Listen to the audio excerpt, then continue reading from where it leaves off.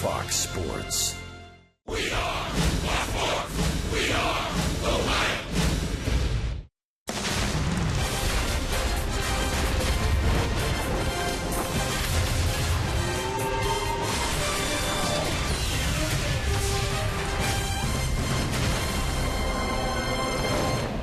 A bright, mostly sunny day in downtown Cincinnati, and we welcome you to Great American Ballpark, where once again a big crowd on hand for the finale of this homestand. The final game of a 4-game series between the Giants and the Reds, with a win in this one, a split against San Francisco, and a 4-3 homestand overall. Hi again, everybody, alongside Chris Welsh and Jim Day. I'm Tom Brenneman. Welcome to Reds Baseball. Well, the Giants have really laid it on the Reds the last couple of nights after Cincinnati won Game 1 on Thursday. And today, a pair of rookie starters off to very good starts to this season will square off against one another. Oh, you're right. You know, when you talk about Chris Heston, right now the Giants are really playing with house money, having won the first 2 out of 3. So the pressure's not on Heston. He's coming off one of the best outings he's ever had as a professional. A complete game against the Houston Astros where he struck out 10. And he's 27 years old, not overpowering, but he's got a quick arm. We'll talk about that as we go into the game. Anthony DeSclafani is the guy that showed so much promise in his first few starts of the year. And then for some reason or another, he's gotten sidetracked.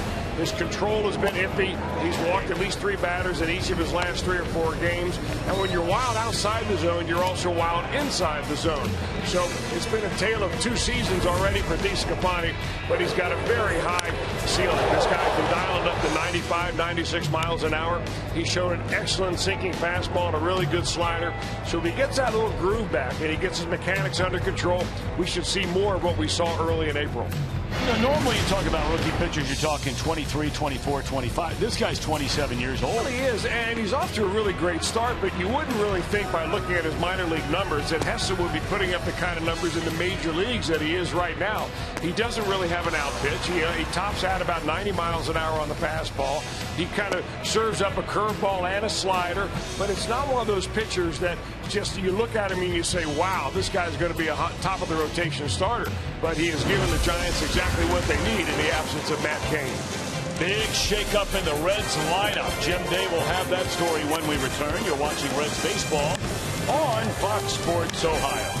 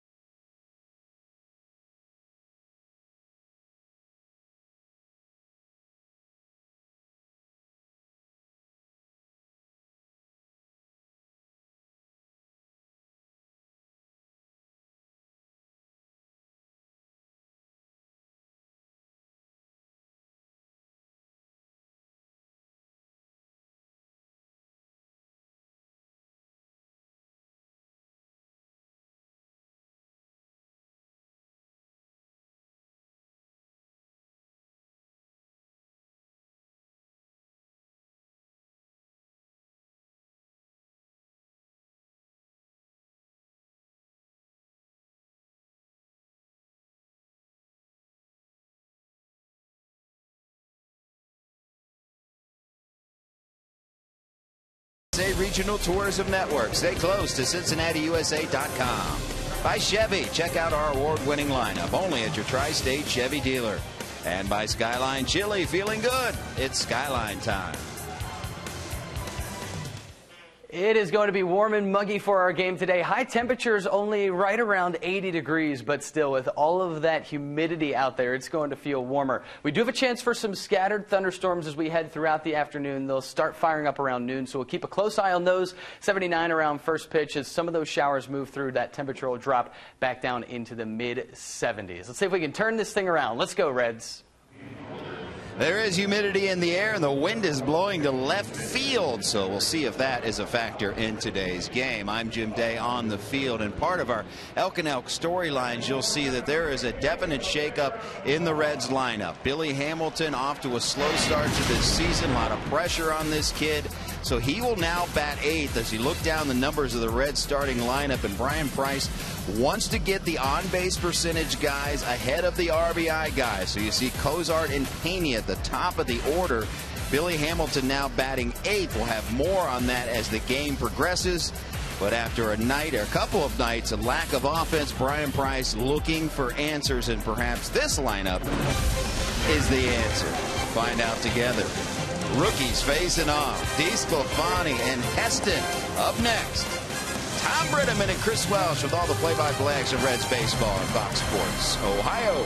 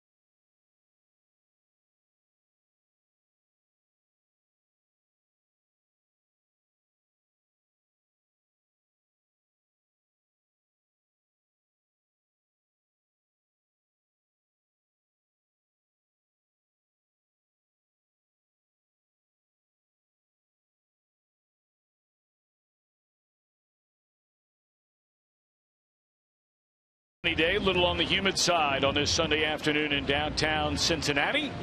Some of the youngsters fortunate enough to be selected randomly to take a position before the game starts, and then one of their favorite Reds will come running out when they take the field here in a moment. Get an autograph. Well, what a great thrill that must be for those youngsters, members of the Reds heads. And I think to be able to get out here to do this, you need to join that club. And for those of you at home, I would highly recommend you think about checking it out. As now the Reds wearing their red jerseys on this Sunday afternoon will take the field. A few short moments ago, one manager, long experience. 3 times he's won a World Series title, all with the Giants after managing many years in San Diego. Bruce Bochy. with the Reds' second-year skipper Brian Price. You know, as you saw those guys talk, it's not very often you see two managers right before the beginning of the game get together. A lot of different things. They called one of the grounds crew, in fact, the head groundskeeper, over, and they were talking, I think, about possibility of a pop-up shower coming through Cincinnati in an hour or so. They don't expect it to last very long or really disrupt the game too much, but they did want to make it aware of that, because I think when the umpires came out, they also had the same conversation with them. And it could have also been about Bruce Bochy coming back to manage the All-Star game here in Cincinnati. You never know. He'll be over in the Reds' home clubhouse when he comes back, and he'll be in Brian's office. Bochy starting lineup for the Giants. Aoki gets his first start of the series out in left. Panic at second. Posey behind the plate. Brandon Bell did not homer all year long. He's now homered in back-to-back games. Hunter Pence returned from the DL yesterday. Brandon Crawford knocked in 6 in the Giants' rout last night. Blanco moves over to center, a day off for Angel Pagan. Matt Duffy starts at third, and 27-year-old rookie right-hander Chris Heston is on the mound. Another rookie takes a hill, wearing a Reds uniform, 2 up, 3 down. Very fine ERA for Anthony DeSclafani. Well, whether it's fair or not, he wears the role of being the stopper here this afternoon as they try to at least salvage a 2-game out of 4 split against the Giants ball club coming into town. 2.7 earned run average, excellent for DeSclafani. He's been able to dance around some iffy control over the last few starts. He's got himself into problems by walking some batters, but his stuff is good enough that he's able to get out of a lot of those jams. Can't do that forever, but he certainly has a high ceiling, a hard sinking fastball that he throws at 95, a good slider. His changeup is coming around a little bit, and I noticed a couple of mechanical things that were going on with his windup. We'll get into that as the game goes on, but that may be lending to his inconsistency in the strike zone.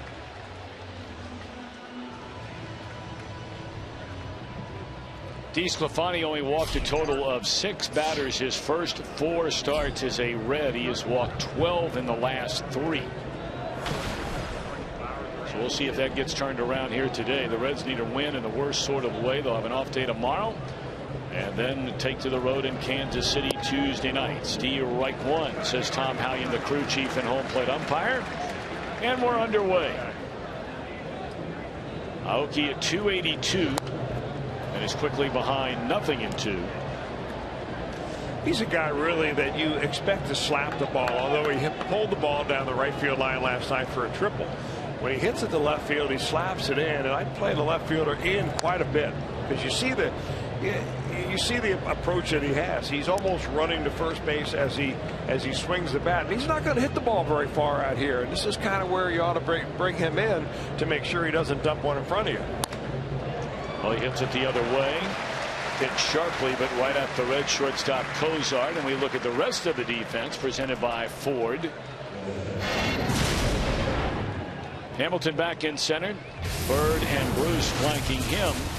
Frazier, Cozart, Phillips, Votto with Pena behind the plate. But as Jim Day just told you a moment ago, and for those of you maybe just joining us for the actual start of the game, a big shakeup in the Reds lineup. Hamilton having a hard time getting on base. The Reds have really been shut down offensively in this series. They've only scored 8 runs in the 3 games. And so guys getting on base more frequently. Cozart and Pena in the 1 and 2 spots. And Hamilton dropped all the way down to number 8 for the first time all year long.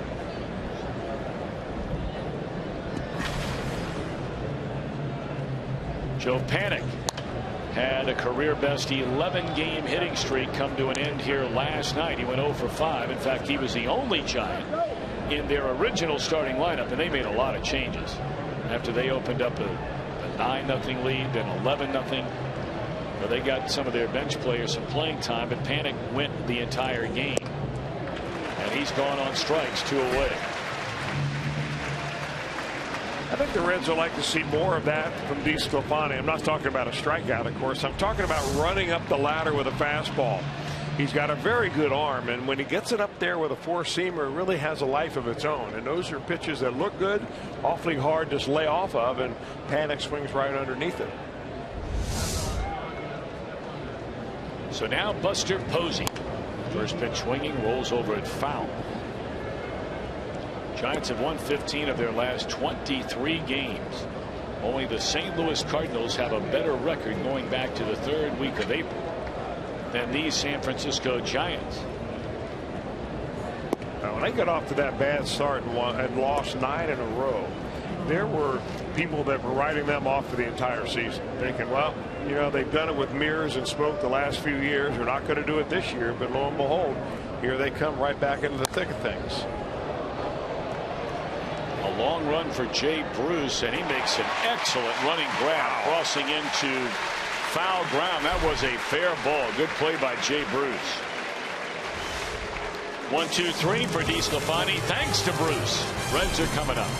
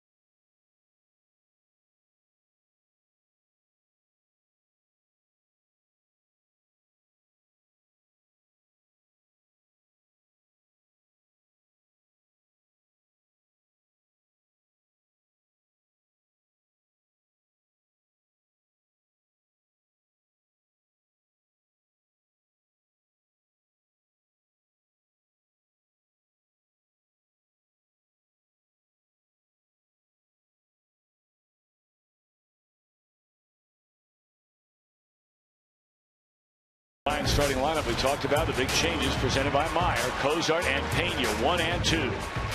Votto naturally in the 3-hole. Frazier, Bird, Phillips in the middle. Bruce 7, Hamilton 8, pitcher 9.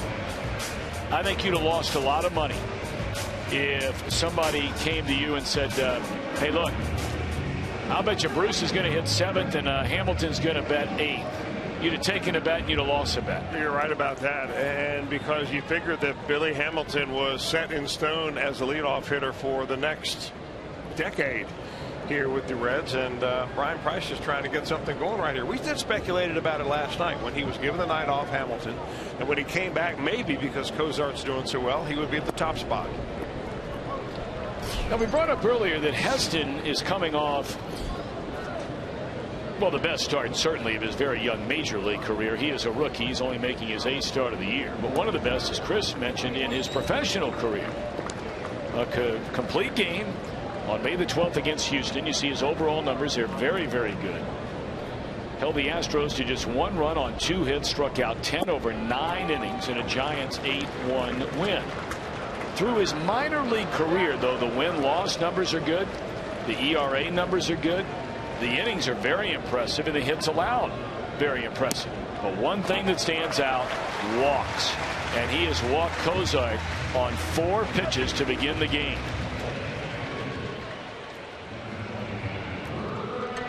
The Giants on defense, a lot of changes today. Aoki his first start. Blanco moves over to center. No Pagan.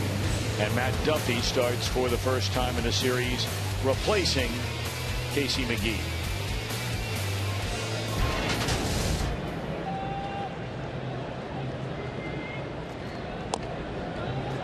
Pena bunt right from the start, and a throw is high, but it looked like the runner was out. It looked like a good call. It looked like Crawford had his toe on the bag when Cozart came sliding in. A bit of a surprise the Reds had Pena there, or perhaps he did it on his own. I don't know if he would do it on his own. He might, yeah, but the play at second base, boy, that was a good hard slide by Zach Cozart, and you got to figure from one infielder to another, he's not trying to do anything dirty to the Giants shortstop Crawford. Posey makes a nice play. He's already decided where he's going to it, and Crawford makes a better play, but he kind of gets hung out to dry there with a high throw.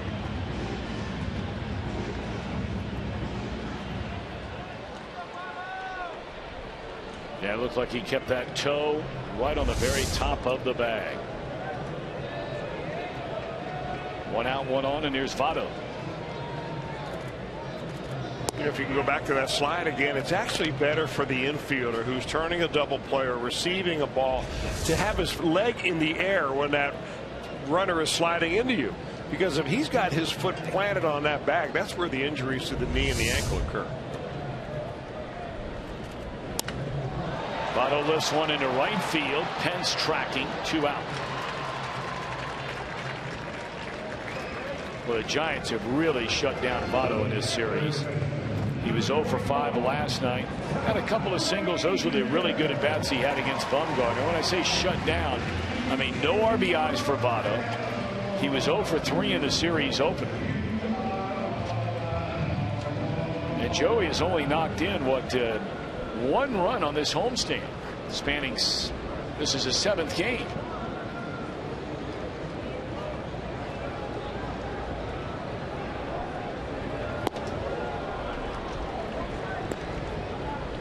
It just seems like Joey has given the left-handed pitchers that he's seen recently a really tough time. Carlos Rodon in Chicago, of course, Madison Bumgarner got a couple of hits off of Bumgarner the other night. But it's the right-handers that are beginning to get him out in a little easier fashion. Frazier loops one into short right. It'll fall in a hit. So after all the line drives, Frazier says, I'm going to start dinking and dunking. Maybe I can get one that way.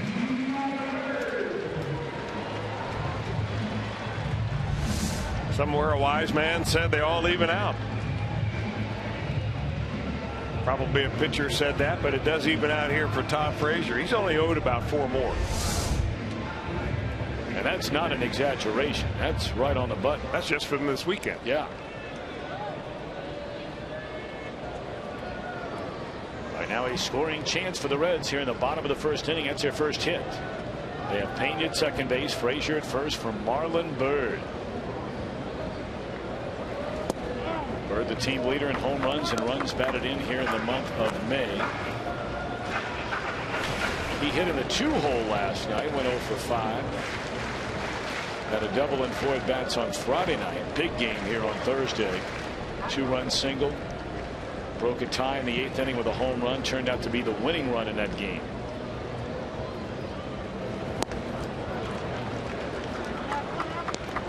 You know, you look at Chris Heston and his delivery, and you call him somewhat of a short armer. He's got a very short arm swing as he gets the ball out of his glove and gets it behind him. And he really is dramatically different than Anthony DeSclafani in that matter. We'll go side by side later in the game and show you that. But he gets that hand going quick.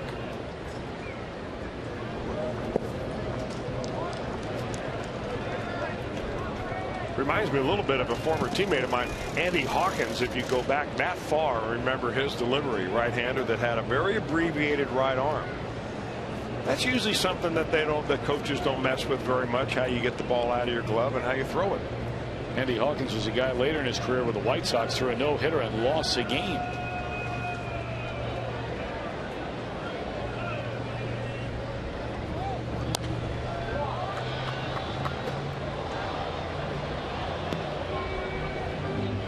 And I think with a delivery like that, there's a little bit of a deception because you don't really see the ball very much. It's kind of a blur of an arm swing where some guys kind of lay it down behind them and you can watch the ball a little bit better and be a little bit more focused.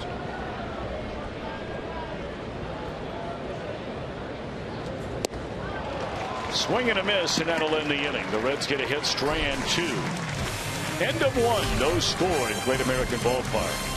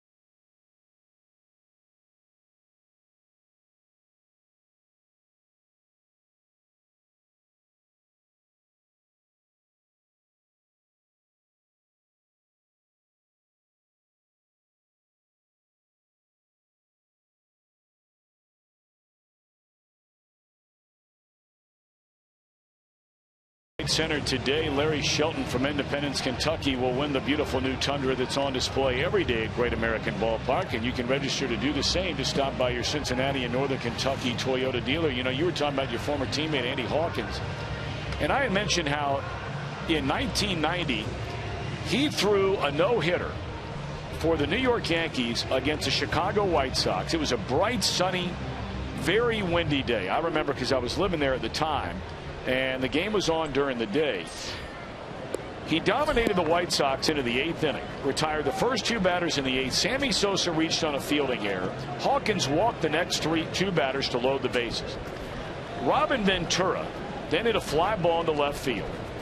My old classmate growing up as a kid, Jim Laritz, was playing left field that day. The ball blew about 15 feet away from him. It clanked off his glove, went for a 3-run error. The next pitch was hit into right field with a runner at third. Jesse Barfield lost the ball in the sun. So he gets beat 4-0 in the game, but doesn't allow a hit. Because the White Sox were at home, they did not bat in the bottom of the 9th inning.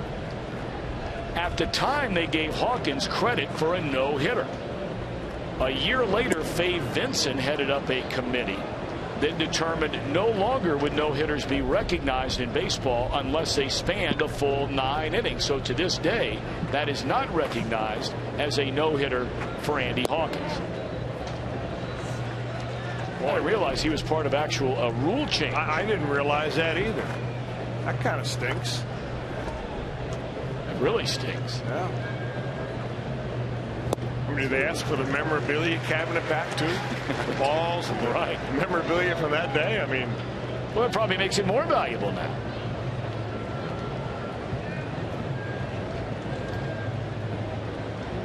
Because they actually had to change a rule over. Swinging a foul ball out of play by Brandon Belt, 3-2. I remember watching Jim Maloney pitch a 9-inning no-hitter against the New York Mets at Crosley Field, and then losing the game in the 10th inning when Johnny Lewis hits a home run in the left center field. So he pitched 9 innings of no-hit baseball, but didn't get credit because he gave up a hit in the 10th. In fact, didn't even get the win either there. 3 balls, 2 strikes on Belt, who's homered in back-to-back games, his first 2 home runs this season. We brought up earlier, going into the game on Friday night, they were all over this guy in the Bay Area. Came into this series without a home run, 7 runs batted in. Well, now he has 2 home runs and 13 knocked in. Nice play down there at first base. Belt is our steel power tool performer. What he has done in this series, raking.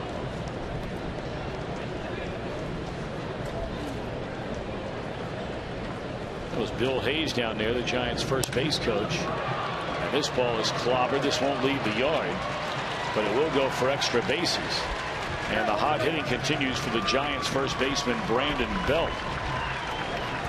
Well, the hot hitting, especially for Brandon Belt, but also for Anthony DeSclafani, left-handers against DeSclafani. Throws this ball just kind of down and out over the center of the plate. A 2-seamer that was meant to be maybe a little bit farther outside. But DeSclafani has had his problems with left-handers. I mean, it's as simple as looking at a couple of basic numbers that tell you that, he struggles more against lefties than righties in his control and in the batting averages that he gives up.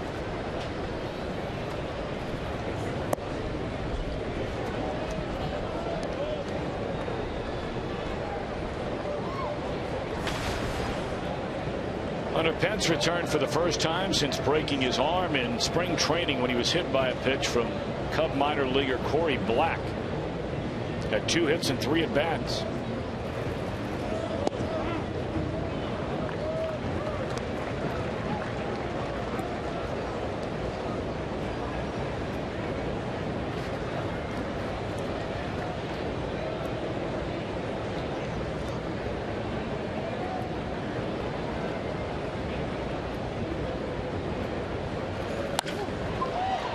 Base hit into right field. They're going to hold the runner at third as Bruce fires back to the cutoff man Votto, and here come the Giants again. Really uncanny how Hunter Pence You know, after being hit with a pitch in early spring, breaking his wrist, going down, finally getting some rehab in. They wanted him to get about 40 at bats rehab wise. He got about 20, and he's hitting the ball so well. He goes, he feels so good, he's coming back. So they put him in the lineup last night in the number 6 spot. He was complaining to Bruce Bochy, how can you put me 6th? Come on, a man of my caliber. Tongue in cheek, moved up a spot here today, but he's hitting like he is in midseason form. Well, you're not lying. That first at bat last night, I mean, he just hit a rocket into right center field. It went for a double. A single just like that one his next time up. Also walked. He scored 3 runs. And now none out, with runners at first and third here in the San Francisco 2nd inning. We were mentioning about the problem that these Sclafani's have with lefties. We'll take a look here at the difference between batting average righties and lefties and the bases on balls that he's given up. Look at the walks he's given up here and the discrepancy there between lefties and righties.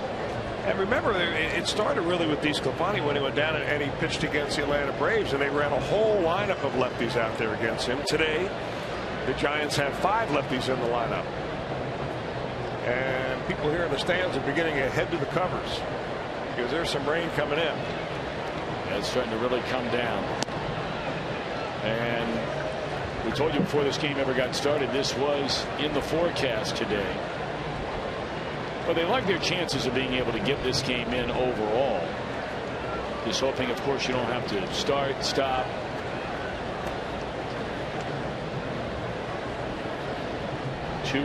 Delivery. Cozart to Phillips. Did they get the out there? They did not. Phillips saying his foot came off the bag. The run scores from third, making it 1-0. Now I'm sure Brian Price will be leaning on Rob Coughlin, the video director downstairs, to see what kind of look he might have of this play at second base. Well, what most teams have asked of their infielders or their outfielders for that matter, if you really think that the umpire has missed a call, make a big deal out of it so we can read that reaction from the dugout and give us a reason why we should go back and take a look at it real quick. The question is, did he have control of the ball while his foot's on the bag? I think what they're saying is that ball landed on the ground and Brandon basically trapped it or smothered it. Although right there, that looked like he caught it. Well, if the ball's resting on the ground, though, it's not considered under control in your glove. Reds are taking a look right now, and they're going to ask for a review. The first angle we showed you, it looked like he trapped it. That last one, it appeared as though he caught it. I mean, just because the glove is face down in the dirt doesn't mean you don't have control of it.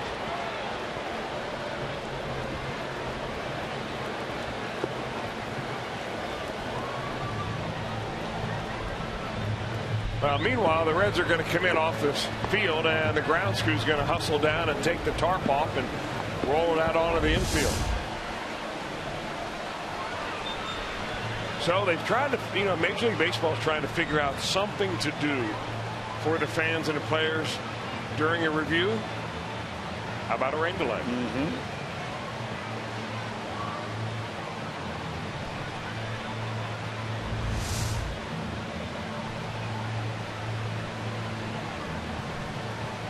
So hard to tell. Boy, oh boy.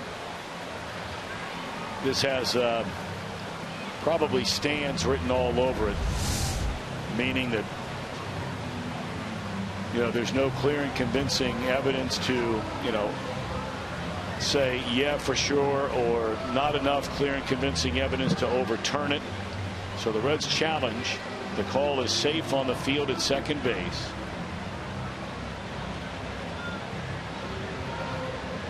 The crew chief is a home plate umpire today, Tom Hallion. I don't know, maybe the umpires are just being sympathetic to the other 2 umpires by all 4 of them standing in the rain. That seems like they can do this in the dugout. Sticking up for your team, yeah. I mean, why not? It looks like the headphones that they are connected with originate somewhere undercover. You think that they would, but maybe the real reason is that you're supposed to stay in clear view of everybody when you receive the call from New York and give an indication of what it is.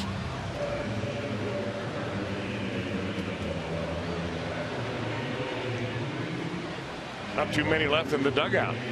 And not too many left in the stands, and we've got a big house here today. Which really brings the question, Tom, could be a rhetorical question. I mean, if a review call is made and there's no one there to witness the call, was it really a review? Looks like that, old question about the tree falling in the forest and doesn't make a sound.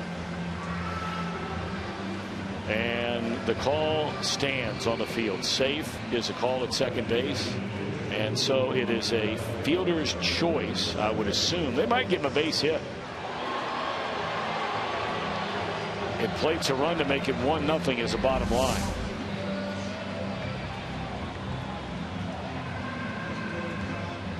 Still a remarkable athletic play by Phillips, just to reverse direction of his body and field that ball.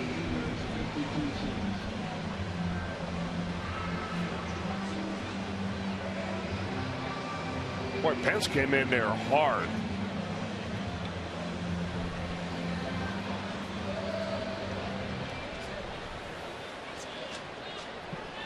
It will be scored an infield base hit for Brandon Crawford. That's a good scoring decision. Not sure that even after making that play far behind the second base bag, if Cozart is able to right himself and throw out Crawford, who runs relatively well. Well, no sooner did it start, it is almost stopped. In fact, to a point where the grounds crew put the tarp on, and they're already coming out to take it off.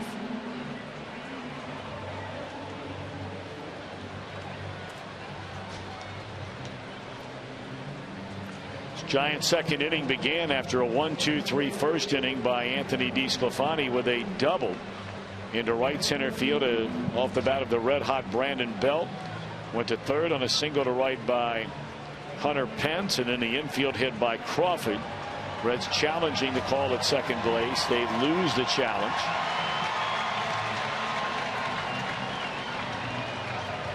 There's a former military man from the United States, veteran on his hat there, came prepared as you would expect, knowing there might be rain.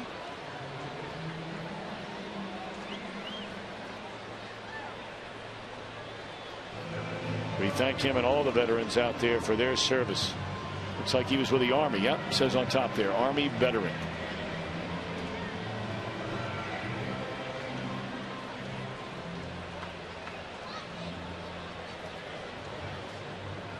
So this won't be one of those where the pitcher is going to have to go down to the bullpen and start warming up again and that kind of thing.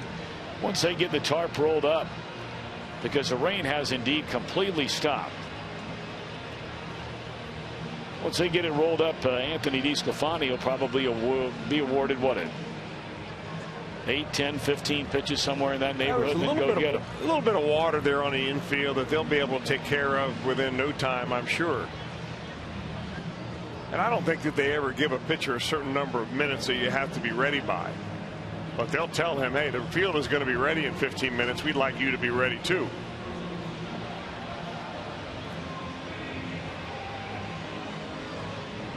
So with that in mind, it may be a little bit longer than we perhaps expected after that quick pop-up shower. It was heavy, but now over. And a few blue skies above under a mostly cloudy day today. So we'll take a timeout, back with more in a moment.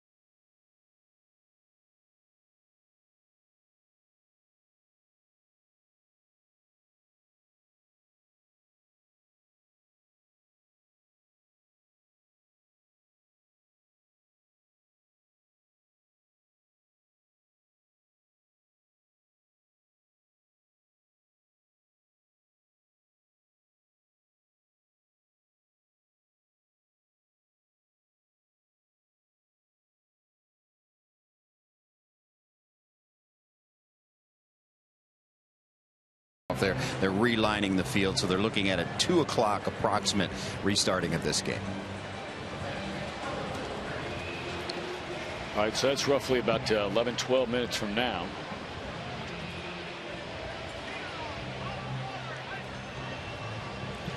We'll bounce around the American League a little bit here in a moment. We'll take a timeout. A short rain delay here at Great American Ballpark. Giants out to a 1-0 lead. They have 2 on with nobody out batting in the second inning. We'll be right back.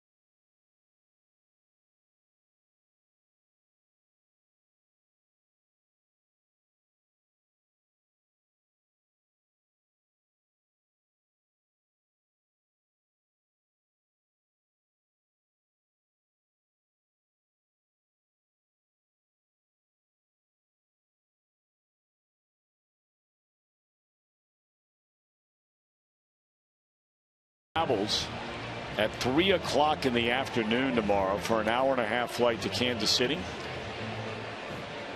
They'll start a 2-game series against the defending American League champions, and then after another off day they will go to Cleveland for the first of 3 starting on Friday. You know, Tom, how many times have you seen it, and you've been around baseball a long time, where a team will play both of the teams that were in the World Series the year before in back-to-back series? That's what the Reds have right here. They've got the Giants in for 4, and then they go right to the team that lost to the Giants in the World Series last year. I never remember seeing that. Do you? I mean, it's very now. You've got a lot of experience in football, so you talk about strength of schedule. This will be a very tough strength of schedule if you're going back-to-back against teams that were in the Super Bowl. It's always interesting with this whole interleague thing. The way, you always have to have at least one interleague series going on in baseball because of the difference in the the odd number of teams in each league. But I'll tell you, baseball's funny, man. We talk all the time about it's not necessarily who you play, but when you play them. This is a Kansas City team that, they go to the World Series last year. They got a good team this year. Well, they do. I mean, they came in the league in 1969, and then they didn't do much. But when they had a 10-year spread there between 1976 until they culminated by winning the World Series in 1985, where they were in the playoffs 7 times. John Shearholtz was the general manager back then, of course. And then they went through like a 29 or 28-year drought before getting to the postseason, before they got in last year, and they lost to the Giants in the 7th game. They're all pumped up. They're drawing a lot of people. It's a great ballpark. They've done a complete remake in the last 5 or 6 years at that ballpark. Reds have seen that remake, I think, once, but this is a ball club that can hit. I mean, you look up and down the batting averages of the Royals, and they've got about 5 or 6 guys who are batting over 300, and we saw them a bunch in spring training. They got some thump also. They're a National League style of team, meaning they steal a lot of bases, yet Ned Yost really has resurrected his managerial career there. I'm not sure anybody, if they told you the truth, saw that coming. He was a good soldier, was Ned Yost for a long time with Bobby Cox in Atlanta. He got the chance in Milwaukee. He got fired. Did a pretty good job. Got fired, with about 7, 8 games left in the season on the year when they went into playoffs. Exactly. I mean, they were on the way to winning 91 ball games that year, and he got fired when the record was something like 83 and 67. So, I mean, they were afraid that he was losing the ball club. They brought in Dale Swaim to take over at that point. But you're right, he has completely resurrected his managerial career. They love him in Kansas City. Cleveland, the team at Sports Illustrated picked to win the World Series. It's a rough start for the Tribe. Finally got a great outing from the reigning Cy Young Award winner earlier in the week when he struck out 18 batters in a win over the St. Louis Cardinals, Corey Kluber. And we've seen the White Sox. You know, they may not be the most talented team, but they've got some good players, man. You run into them in the wrong series against this, Rodon they brought up, and Chris Sale and Samardzija. I mean, that's a team that can hurt you, too. And Minnesota is the surprise. Everybody knew Detroit and Kansas City were good. Minnesota is the surprise so far in that division. Well, they've really excelled at home. In 19 games, they've won 14 of them in Minnesota. So you're wondering if it's sustainable. I like the White Sox. I mean, obviously the Detroit Tigers. That division crown is going to go through Detroit. But the White Sox, Reds caught a break by not seeing Samardzija or Sale in that series. But they did get a look at Carlos Rodon, and man, oh man, they've got some pretty good arms in that pitching staff. Taking a look at the pitching matchups on the upcoming road trip for the Reds. They get the highly volatile Ventura on Tuesday night. He's a young man, for some of you that maybe don't pay a lot of attention to the American League, even if you just turned on the television. There have been multiple times already this year where he's gotten in the middle of sort of taunting batters on the other team while they're running up the first baseline, ensuing fights. Highly emotional young man. He'll get the ball against Johnny on Tuesday night. And then Wednesday, Jeremy Guthrie, who just keeps going. He's in his late 30s now. It's a high ERA. So if you have to play the Royals, I guess, Chris, these are the two guys you would choose to face. Now, whether that comes to pass as a good thing for the Reds remains to be seen. Well, from the standpoint of earned run averages, yes, Ventura's got a heck of an arm. I mean, he's not always sure where it's going to go. And you're right, he is volatile. But this team can pound out a lot of hits. I mean, even against a guy like Johnny Cueto. So it is nice anytime you go into a 2-game series and your first game is being pitched by your ace. I don't think you can draw it up better. Grounds crew still hard at work. Man, those guys work so hard. Thankless job frequently. You've got everybody in the building staring at you saying, come on, we want to get going. We want to get on with the game. You get dirty, you get sweaty, you get hot, get wet. I don't know a lot of people that are lining up to do all those things at the same time. But these guys, not only here in Cincinnati, but a lot of places where you don't have the retractable domes and all that kind of thing, or blessed with incredible weather all the time. They just do an outstanding job. Well, Tom, this is fantasy camp weekend here. They had a lot of the fantasy campers come back to Cincinnati. The guys who spend some money, and they spend a week of time down in Goodyear, Arizona, right before the Reds take the spring training facility over. And they were all introduced on the field today. Some of the coaches were around. They went over, I think, to St. Henry High School over the weekend yesterday and played a game in the morning before they came out last night. And a number of these guys have been to fantasy camp, 10, 15, even 20 years in a row.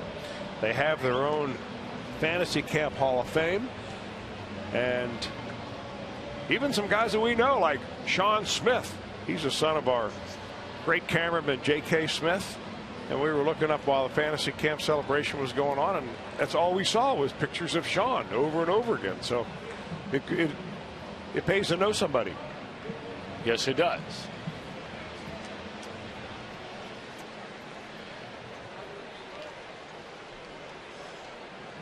Our T-Mobile game changer, and the Giants are back at it again, rolling into this series, hitting with runners in scoring position among the very worst in all of baseball at .230. They are wearing it out so far in this series, and look at the runs per game. Only the Philadelphia Phillies scoring fewer runs per game than the Giants when this series began.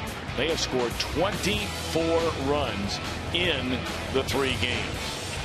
Joey Votto's the last person they're waiting on to come out of the dugout. Everybody else is set to go, and now Joey comes out to first base.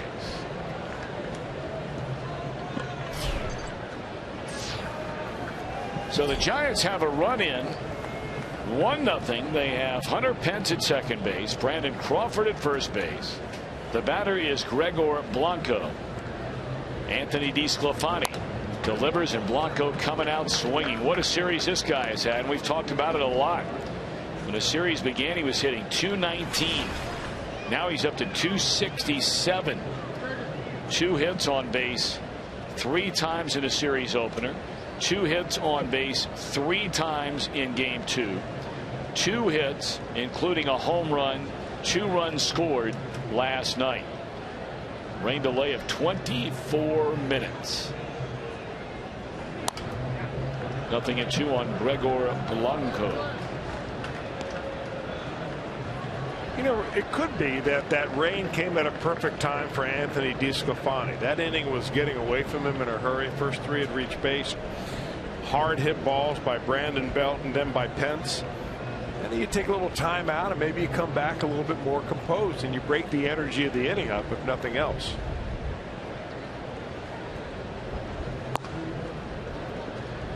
Blanco spent a lot of time signed as a 16-year-old out of his homeland of Venezuela in the Atlanta organization. Broke in the big leagues in 08, again in 09. In 2010 was traded to Kansas City, where he spent a half a year. And the Giants brought him in on a minor league contract, and he's played with them for each of the last 3 years, and he's played a lot of baseball for this team and has done a good solid job for him.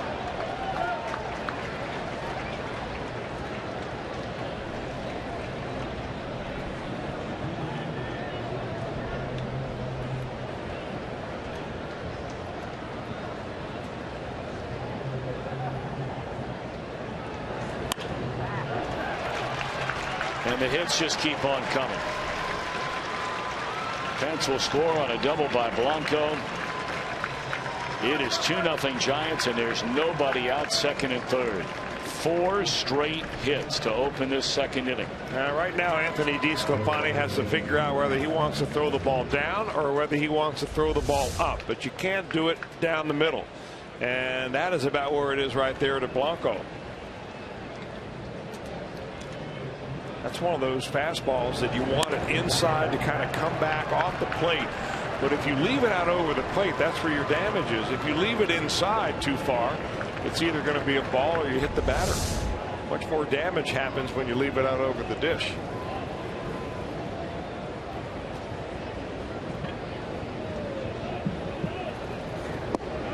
You know, even spending time with the Giants traveling party and their broadcasters, I mean, and this is a group of people that have witnessed the Giants win the World Series 3 of the last 5 years.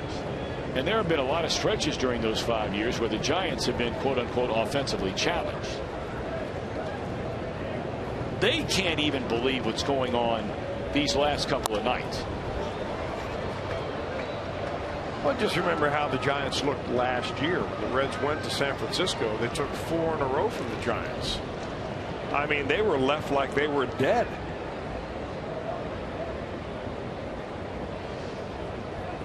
There's the leader.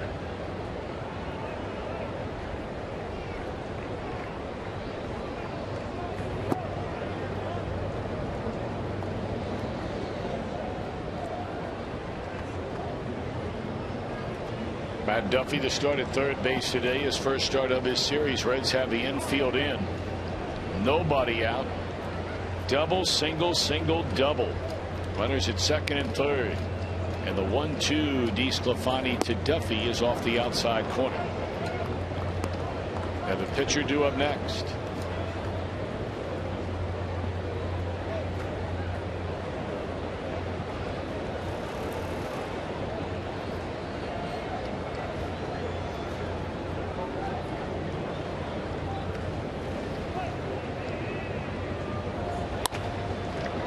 Brandon will look to run her back to third, and it's out number 1, and a big one for DeSclafani. So now you have the pitcher Heston coming up. He has 1 hit in 13 at bats. All right, so a guy that's one hit and 13 at bats, you're wondering now, is this a situation, does Bruce Bochy take a shot at maybe a suicide squeeze right here? And Heston's going to go down and talk to Ron Wotus and say, all right, I'm not so sure I got that signal because I can't remember the last time I had a suicide squeeze put on. So just tell me.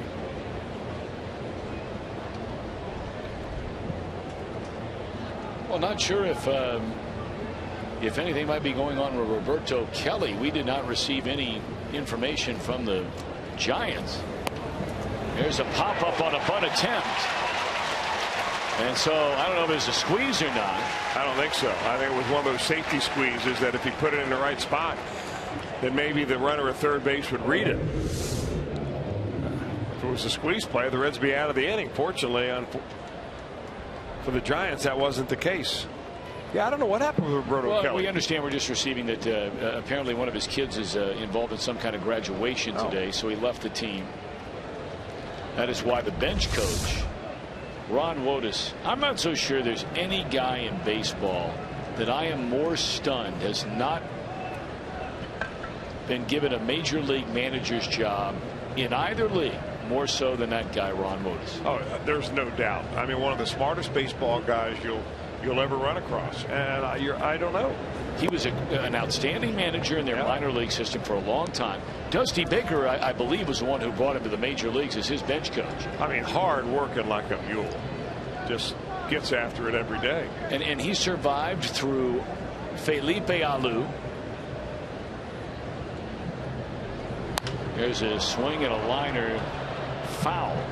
And Bruce Bochy, when he took over, leaving San Diego to come to the Giants, he kept Ron Wotus on the staff as his bench coach.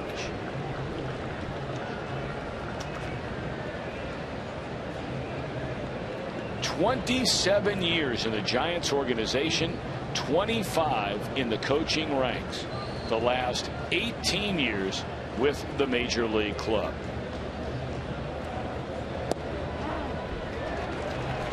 One and two on Aoki.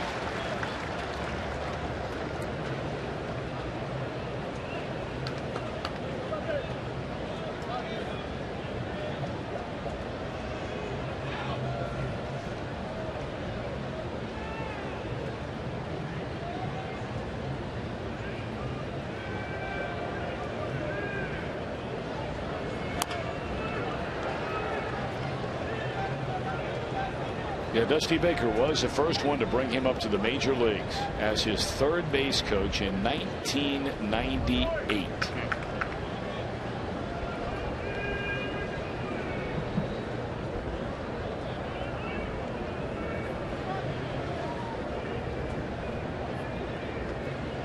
DeSclafani trying to put this inning on ice.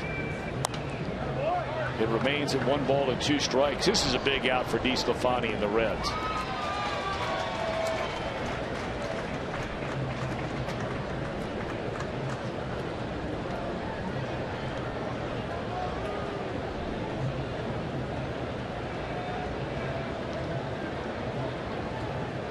Aoki hit the ball right on the screws his first time up, a line drive right at Kozai. And that is a 2-run single to make it a 4-0 game on a 2-strike pitch. Boy, these Red starters the last 3 games are just getting hammered. Well, it can go no further than the location of the pitches if you want an explanation as to why all of a sudden they've been getting hammered.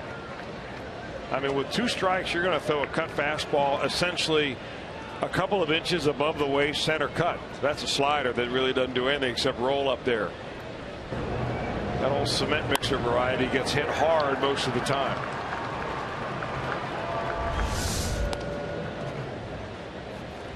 Looked like Anthony was going to get out of that inning after 2 had scored, second and third with nobody out. Got Duffy on a grounder to Phillips. Heston popping up on a bunt. You know, sometimes when you're not hitting your spots, Tom, it's not where you throw the ball, but it's where you miss your spot. It's not, you know, so in that particular case, he's ahead of Aoki. And if he wants to throw a slider, he's got to tell himself, all right, if I miss, I'm missing in the dirt right here with this. I'm not missing right down the middle of the plate. because that's where you get hurt the most. You have to have a bailout on every one of your pitches, and you got to know where you can go to get that.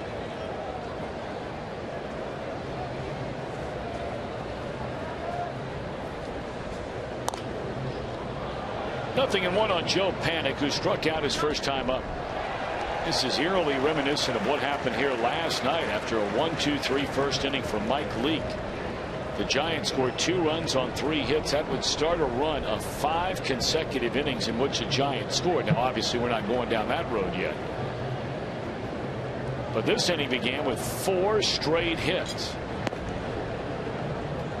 before a couple of outs, and then a 2-out, 2-strike, 2-run single in a 4-run inning.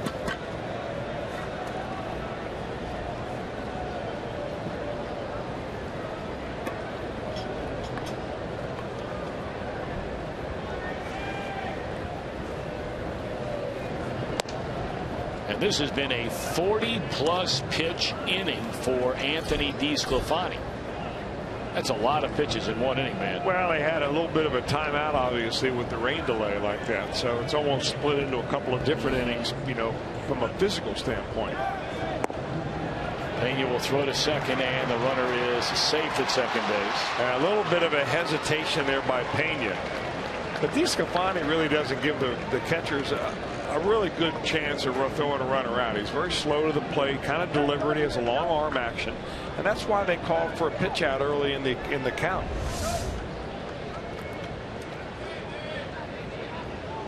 That's why you keep the tag on the runner, though, all the time, because there was a time there when his feet hit. Yep. He got off the bag and then his hand hit. And if you keep the tag on, he's out. Tell you, the guy that does that as well as anybody, and without fail, he will have that glove on the runner the entire time, is Dustin Pedroia of the Red Sox. If you ever watch him play and a guy tries to steal a base, I mean, that glove is on the body, and if he comes off like we just saw for a fraction of a second, he'll steal it out. Just a good fundamental habit to get into if you're a middle infielder. You know, I wanted to ask you about something you just said. I'm kind of curious because, you know, as you move along in coaching Little League baseball, not whole baseball, whatever it is you're playing, and, you know, the idea about a pitcher's move, you know, and what are the best drills to do to improve either a move to first base if you don't have a good one, or just to cut down your time in getting the ball to the plate? Well, the move to first base is tricky because as you move up the ladder in amateur baseball, you're going to pick right-handed pitchers are going to pick off fewer and fewer runners at first. So I advise don't even throw over there unless you've got a good move. If you do, it starts in the feet and you practice a short arm throw and quick feet. Otherwise, you try to shorten yourself up through an attitude where I'm going to stay small on the mound rather than long. I'm going to stay compact, and you cock your hip and you go to the plate, and it takes a lot of practice. But you'll find that the stuff that comes out of a young pitcher's arm will not be a whole lot different than out of his full windup. There's a lot of wasted move in a big windup, and you don't really need that to get good power to the plate. Ninth man at bat in his 4-run Giants second inning. It's Buster Posey. He made the last out in a 1-2-3 first. You know, Tom, no balls, 2 strikes. The best example of that, as I can remember, would be Bronson Arroyo. You know that big windup that he had, big straight leg windup where he'd take all sorts of time to get it through the plate out of his full windup. And then with a man on base, he was one of the toughest guys around to steal on because he could do it quickly. But he still threw the same stuff out of each different position. Gone swinging Posey, and gone to the Giants. But 4 runs in the second inning, and the Reds have work to do.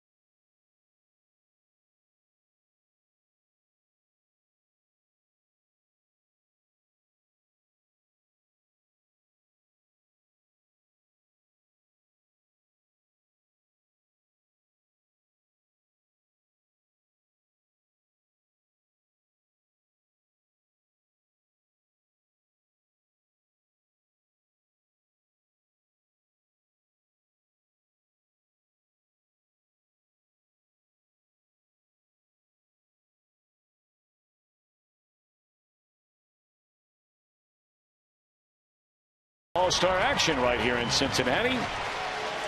Sunday, July the 12th, All-Star Sunday. Tickets are available online at allstargame.com. There are all kinds of things you can still buy tickets for. You know, whether it's a celebrity softball game, the Futures game, of course, everything going on down at the Duke Convention Center over a 4-day run. I believe both of those events, are they not, the Futures game and the celebrity softball game, are they not both on Sunday, or is the softball game Monday during the day? You know, I've read that, but I can't remember what I read on that. Pretty sure they're both on Sunday, I think.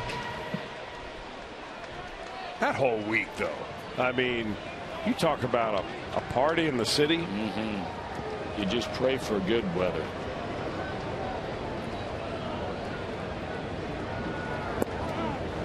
Well, no better time to come back if you're the Reds is after you've given up a few runs in the inning before. You give up a 4 spot in the top of the second, time to strike. At least try to get one here. That's a good way to get it started. A base hit in the left field by Brandon. Looks like he's running a lot better, at least right there. Now, he was coming out hard. Of course, Jim Day and Brandon, you know, are huddling up pretty regularly ever since he was diagnosed with turf toe. Jim, correct me if I'm wrong, it looks like he's running a little bit better today, or at least was right there. He is running better and feeling better today. When he first came back, it was a struggle that night, and we noticed it. He was missing a step, but coming out of the gates there, he looked pretty good. By the way, he was very upset when he came off the field for the rain delay. He felt he caught that ball in that replay. Unfortunately, the replay was kind of inconclusive, and there were some others in the dugout who will go nameless who says the umpire was in a bad position on that play, so they were not happy. Well, nowadays, though, you can't blame the umpire, because if it goes to review, you're getting different angles from almost, what, a half a dozen cameras at least. Jay Bruce clubbed his 6th home run of the season here last night. Takes a fastball there, 1 ball and 1 strike. Bruce had 2 hits in 4 at-bats. The other one was a little cue shot off the end of the bat, but when your season admittedly has started the way Jay Bruce's season has started, with that 174 batting average, you'll take it any way you can get it.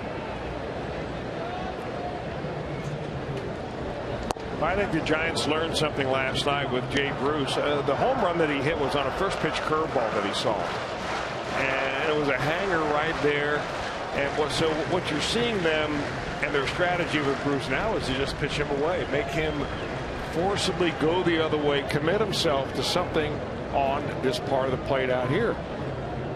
Now they're going to come in now to show him anyway.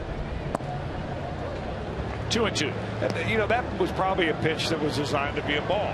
You change the eye level of the hitter, you change him. Okay, if the plate's 17 inches wide and you miss 4 inches off the plate, you get him in looking 21 inches inside, and now you go back out to the outside.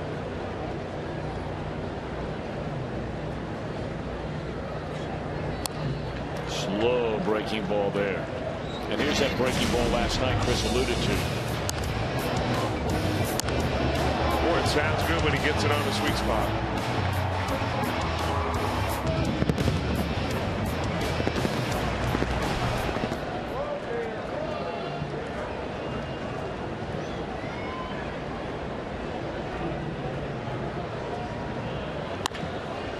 And that baby will sneak into center field. A base hit. Brandon will easily advance on to third. So that's a nice piece of hitting there by Jay Bruce. And now the Reds making a little noise here. First and third, nobody out.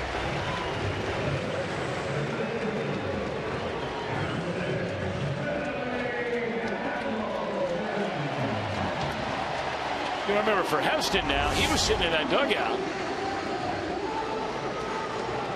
That's the way you want to hit that pitch away from you, isn't it, Chris? Well, the reason he got to that ball because it was up about waist high or even a little bit above. I think Heston wanted that ball down. A guy that, you know, is not overpowering.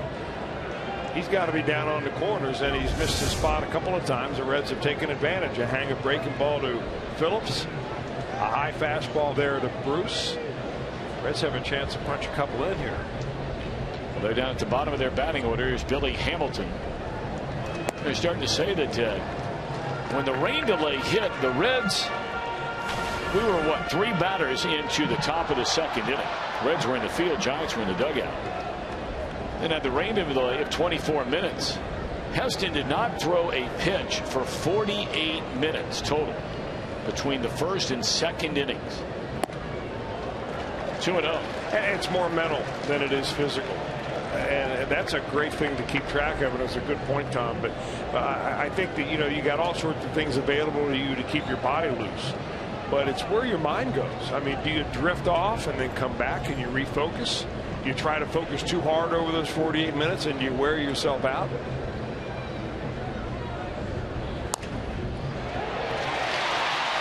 They get the force. That is a terrific play by Crawford. So that'll be a fielder's choice, an RBI for Hamilton to make it a 4-1 game. But that's a big play by Brandon Crawford. Well, you're not kidding about that. I mean, that's his only play. With nobody at first base, obviously it's going to be an infield hit for Hamilton. You just think of the difference there between 1st and 2nd, nobody out, pitcher coming up. Where you'd be asking him to put down a bunt. Maybe they will with 1 out. They'll still ask him to sacrifice. He does not have 1 yet. He has 1 hit, 13 at bats. Hamilton 17 steals, has only been thrown out twice. Don't know a lot about Heston's move, but the numbers are very good for him. And he looks very quick to the plate. He's got a quick arm action. He doesn't really take a lot of time with a big long leg kick. They've been able to steal 1 base this year against Heston. 2 have been thrown out, and 1 pitcher caught stealing and 1 pitcher pickoff. So that's Johnny Cueto territory right there.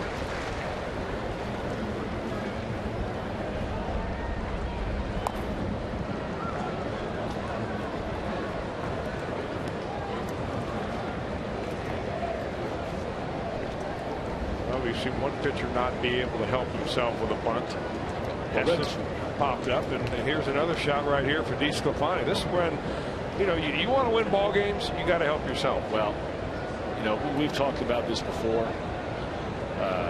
The bunting for the Reds, and it has just been borderline atrocious. The opposition against the Reds this season has double the amount of successful sacrifices than the Reds have this season. As a team, and today they are playing in their 38th game, they have 9 sacrifices so far this year.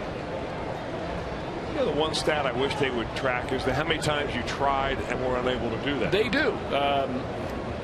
Because that was actually an area last year where the Reds were the best in the league at their percentage of successful sacrifice bunts and or sac flies in given situations. Of bunts, of course, you can track exactly how many times you did try to bunt. Sac flies a different category. Well, they're keeping it on DeSclafani. He's squaring around early. And he's in a good spot in the batter's box. He's close to the plate, up in the box.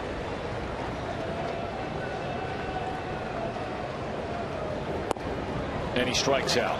3 times in a row he can't put down a bunt. 2 outs in the inning.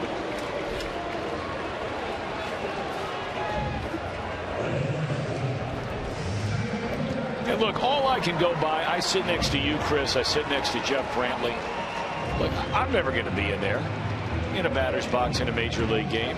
So I'm not going to sit here and say how easy it is or not easy it is. I have no idea. But I just listen to a lot of people that play baseball for a long time, you being one of them, and lean on you guys' expertise. And seemingly every one of you guys that I talk to tells me it's really not that hard.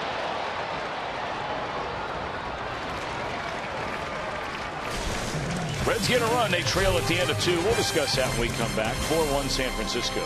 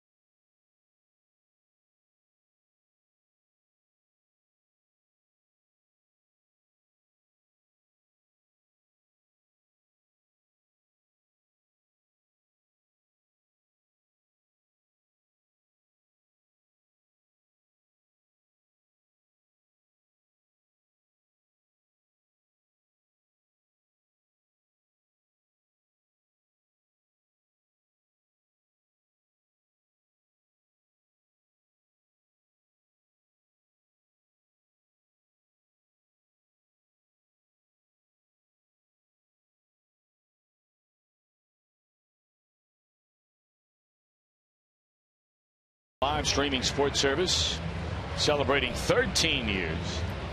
Every night on every device. Blackout and other restrictions may apply. Visit MLB.tv for more details.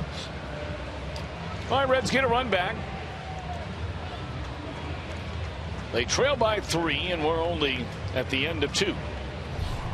Anthony DeSclafani going to square off with a man that started the 4-run rally with a leadoff double in the 2nd inning, and that's a red-hot Brandon Belt. Belt 7 of 15 now in this series.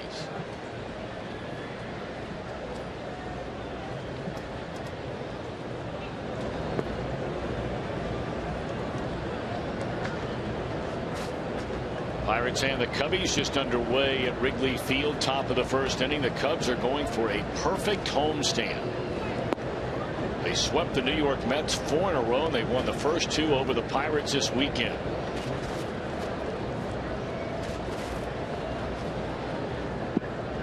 Mets are laying it on Milwaukee as they did last night.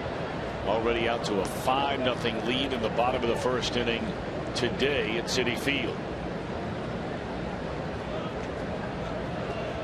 So our Matt Latos lost again last night. 3-1 on Belt. He gave up a grand slam, I think, in the 2nd of the 3rd inning. He pitched, I think he's pitched 4 times now, 3 or 4 times against the Atlanta Braves, and they've gotten him most of the times he's gone against them. Latos 1 up, 4 down. And left with an injury, I believe. Did not read any more about that.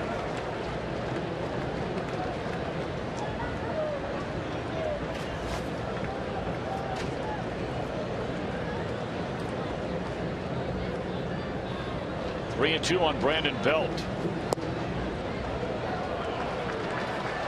Second walk of the game issued by DeSclafani.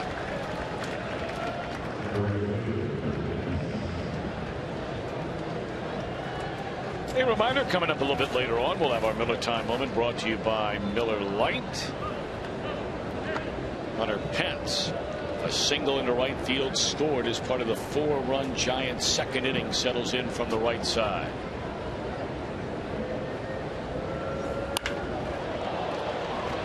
That is smoke down the left field line and into the 2nd row of the seats, and Hunter Pence is making noise right off the DL. Giants lead 6-1.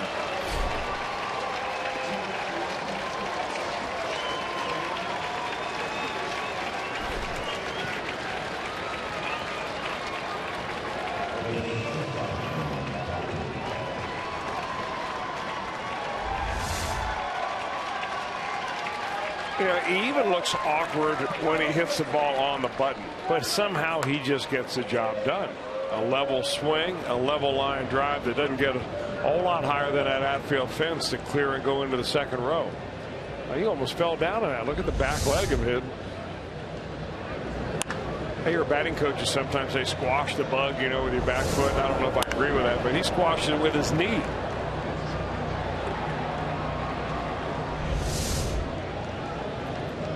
So Pence comes off the DL before the game last night. Doubles, singles, walks. Scores 3 times his first 3 plate appearances. Strikes out the last time they took him out of the game. And today, single, run scored, 2-run homer.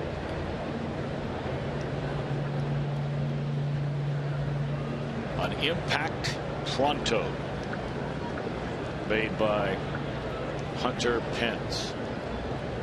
Raisel Iglesias begins to warm up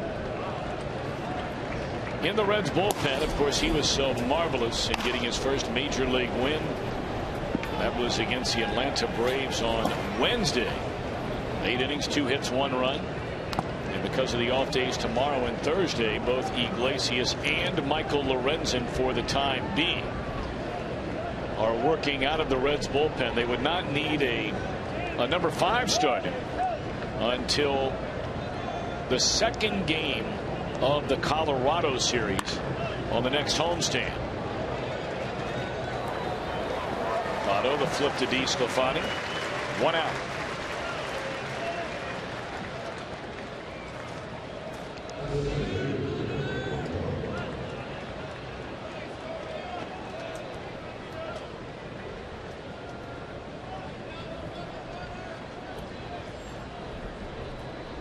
It's hard to believe it was only about a half hour ago that we had a rain delay in this game. Yeah. Because it is a bright, beautiful, sunny afternoon.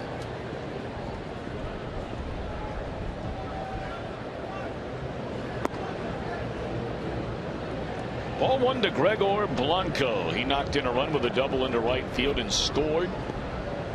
The Giants went 1-2-3 in the first. They have 6 runs on 6 hits in the last inning and a third, and lead by 5, but a long way to go in this one.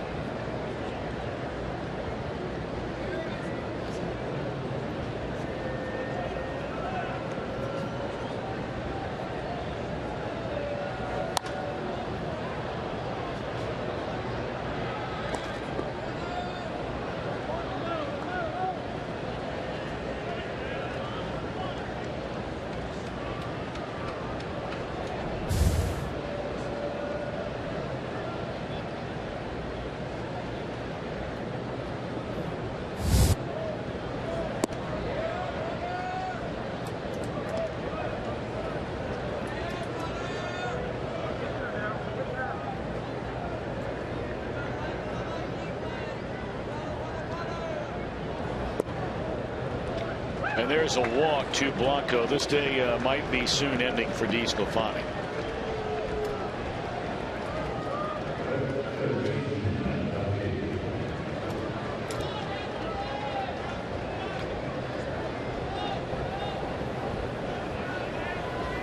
Boy, it seems like this is an everyday occurrence for Brian Price. You take a look at the look on his face. And I mean, when you're down 6-1 in the third inning, you're helpless really to do a whole lot to stem the tide. You're just hoping that somebody can buckle up a little bit. Happened to Jason Marquis the other night. Had a very rare, horrible outing last night with Mike Leake, where everything went wrong. And you're hoping DeSclafani would reclaim the kind of form that he had at the very beginning of the year, where he looked like he was lights out. And he's getting beat around here today.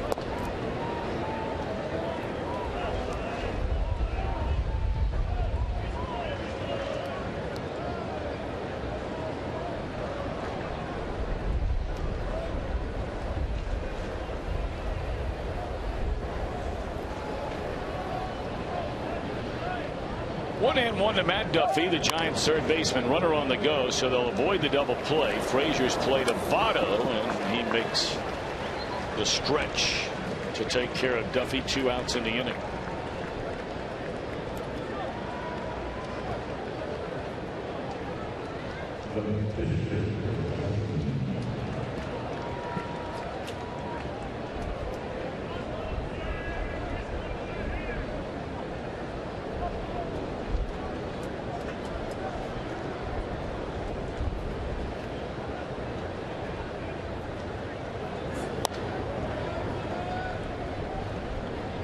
Pitcher Heston dribbles one foul.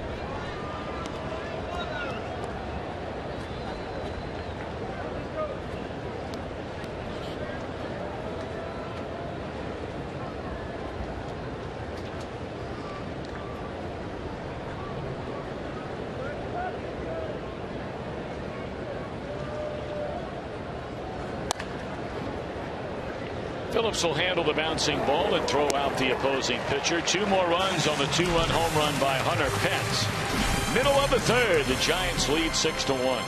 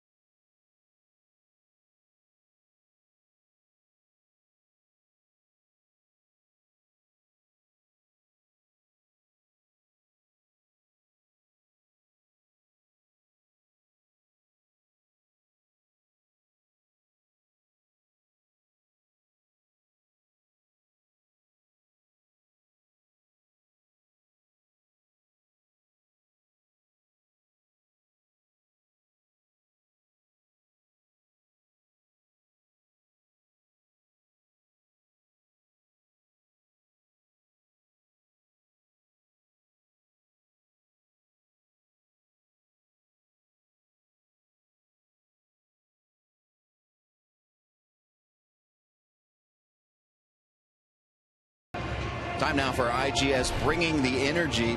Brian Pena will lead off this half inning for Cincinnati. And last 8 games coming into this one, .462 batting average and a .517 on base percentage. He's had it high on base percentage all season long. Part of the reason why Brian Price moved him up into the 2-hole. Now, a couple games ago, we were talking or showing you the split grip he has handling that bat. Brian Pena tells me he has always done that, and there's a story behind it. His dad was a big fan of Ty Cobb, and in Cuba, they had a poster on the wall of Ty Cobb. And of course, Ty Cobb famously had his hand split on the bat. So Brian Pena wanted to hit like Ty Cobb. So as a kid, he had that split grip. Now, he was originally a right-handed hitter. And when the Braves tried to make him, or didn't try, they did make him a switch hitter in 2002. He went to the left side and said, that's the only way I knew how to hit. Split grip on the left side, split grip on the right side. Says he has much more control over the bat. He's always done it, and it's a la Ty Cobb. It's great stuff there, James. Thank you very much. Reds need to start hitting like Ty Cobb. And that's a way to get it started. Sinking liner into left field by Pena. Reds down 6-1. We're only in the bottom of the 3rd inning after a rain delay, which lasted nearly a half an hour. You know, from a batting standpoint and a technical standpoint, Brian talked to me about that, and he says every time he tries to get his hands in a more conventional manner where they're touching each other, his top hand rolls over too soon. So in order to stay behind and inside the ball, he has a little separation and allows him to do that, gives him better control of the bat, as Jim said, and boy, it's working for him, I'll tell you that. And you wonder why you don't. I mean, he's the only player. Maybe there are some others that, you know, he's been doing it for a long time. We didn't notice it really until he started using a fluorescent color bat grip that would really show that he's got a space there between his hands. But I wonder why other hitters haven't tried that. I can tell you, would think it would act as kind of a break as far as bat speed goes. Everybody nowadays is worried about arm speed and bat speed, and if you have your hands separated, you obviously can't throw the bat head like you would at a high speed if they're together.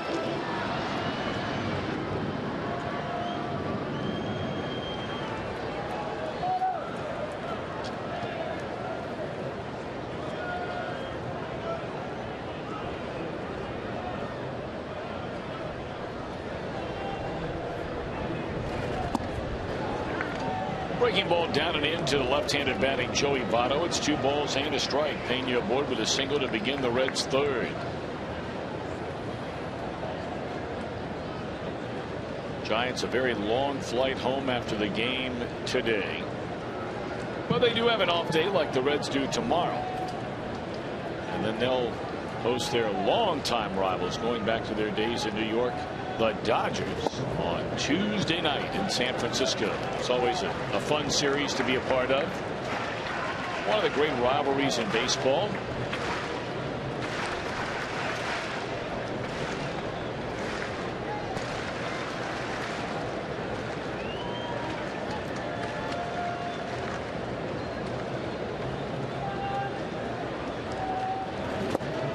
Ball 4 to Votto.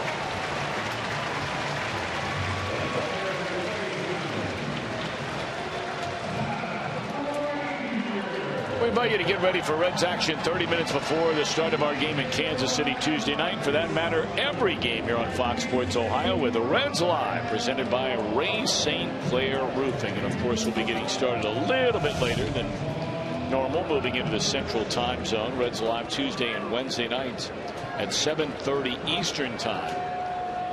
And the first pitch a few minutes after 8. Our game coverage will begin at 8 o'clock Eastern Time. Frazier loops one into right center field. The Reds have him loaded with nobody out here in the bottom of the 3rd inning. A legitimate chance to get right back in this thing.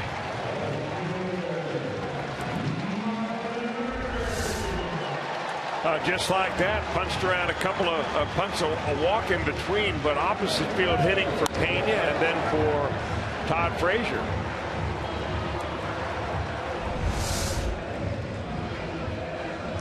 Dave Righetti, the Giants pitching coach. We talked about how long earlier Ron Wotus had been a part of this Giant coaching staff through 3 different managers. Well, the same holds true for Dave Righetti.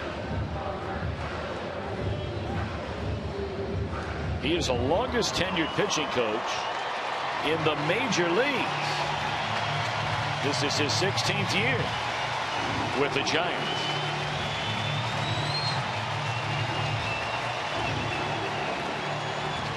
And you know who he will credit for a lot of his knowledge about pitching is former Reds pitcher from back in the 60s, Sammy Ellis.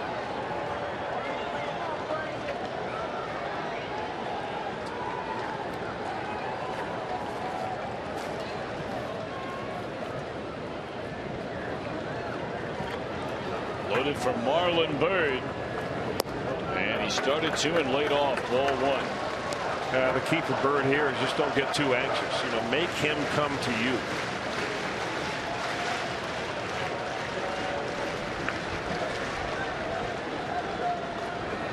It's not bad. 7 career grand slams.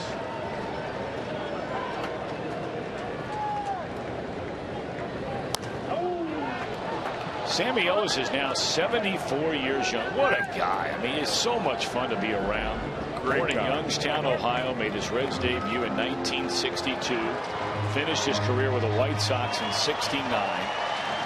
Played for the Reds, Angels, and White Sox. Wonder where he is now. He lives in Lake Jovita, Florida, which is just north of Tampa by about 30 miles or so. Always a very avid golfer. You know, he also tutored Don Cooper, who is the pitching coach and a very fine pitching coach of the Chicago White Sox, who, you know, we were talking about Sammy when we visited together in Chicago. He says, and I told him, I said, you know, I wish I wrote down all those little sayings that Sammy used to have because he was way ahead of his time. And Coop said, I did. That's why I'm a pitching coach. Wow. That's great credit to Sammy Ellis. 1-2 to Byrd. Keeps trying to get him to chase. He did once. He's not twice. Well, that's a case of missing your spot right there, but not missing it over the center of the dish. So he misses his spot, which was just off the black by about 4 inches, and it looked really like a really bad pitch. Marlin wants him to miss down Broadway here.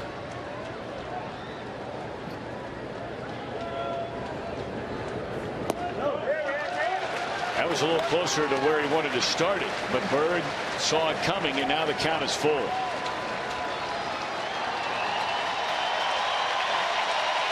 Speaking of good pitching coaches, I remember Ray Miller, pitching coach of the Orioles, in a situation like this, say, pick your best pitch, take a little bit off, and throw it for a strike.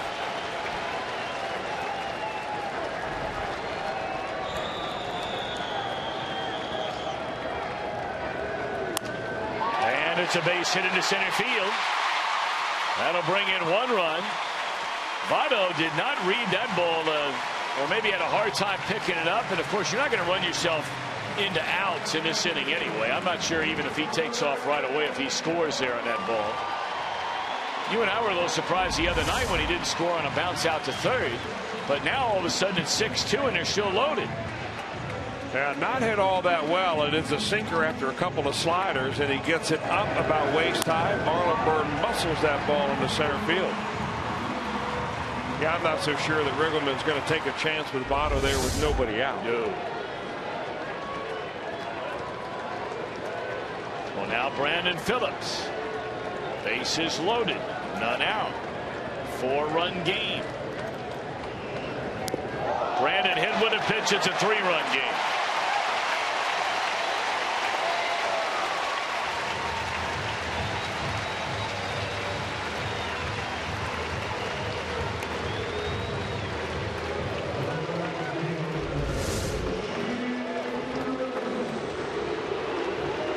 You talked early on, Tom, about the control issues that Chris Heston had in the minor leagues.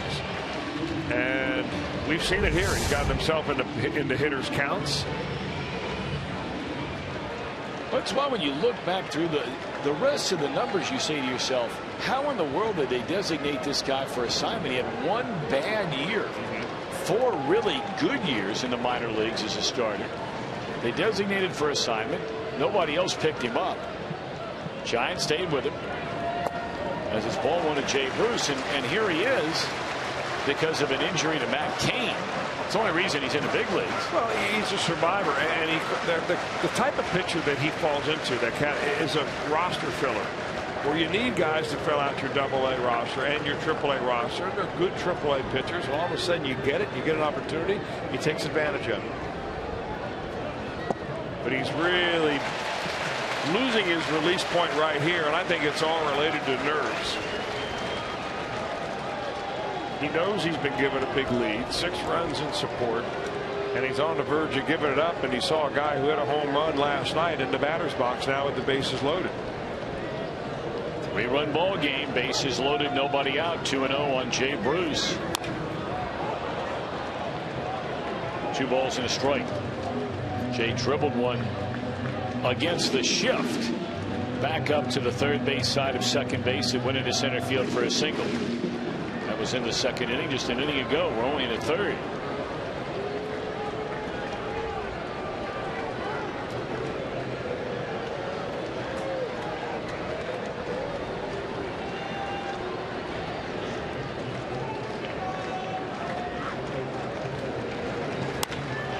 In the air to right field, well hit. It is a off the wall shot.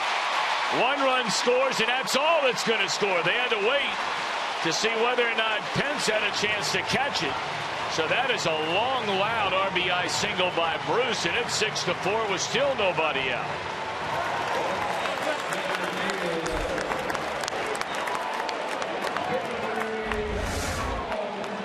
Well, it came off the bat, and he hit it well enough that you're thinking, does it have enough height to get out of here? Sometimes you hit it so hard that it's a humpback line drive, and it's nearly a chula off the right field wall. Well, the day is over for young Mr. Heston, coming off a complete game 2-hitter against Houston his last time up, and he's that much away from leaving this game behind. Bruce just missing clubbing a grand slam. 2+ innings for Heston, 7 hits, a hit batter, 2 walks, 2 strikeouts. This will be our Skyline Chili call to the bullpen. They bring on their very reliable right-hander Yusmeiro Petit. Back with more in a moment.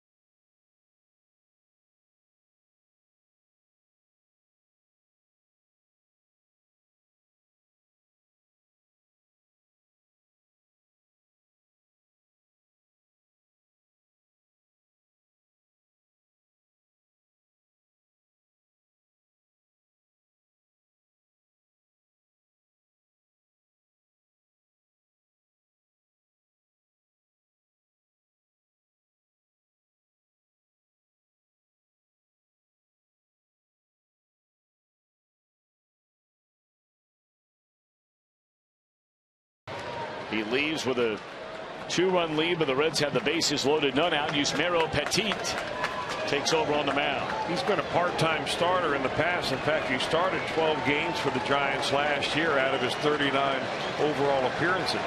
He has not worked as a starter yet this year. Billy Hamilton pulls it foul.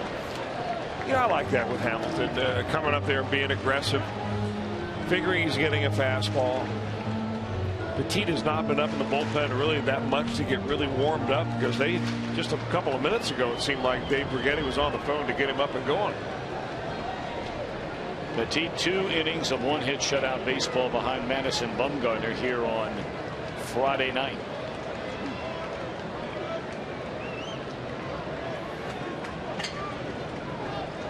Talked about all the big games Petit has pitched, especially last year during their run through the postseason. He was magnificent for Bruce Bochy's team. 0-1 to Billy Hamilton.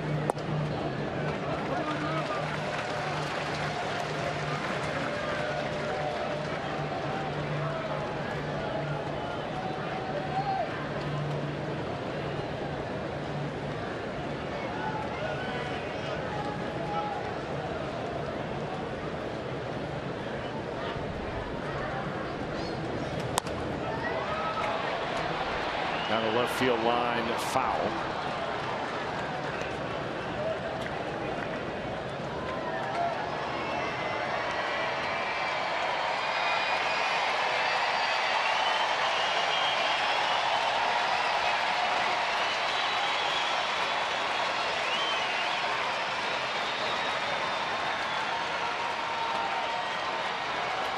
Already pinch hitter Devin Mesoraco stands in the on-deck circle. That is DeSclafani's spot next.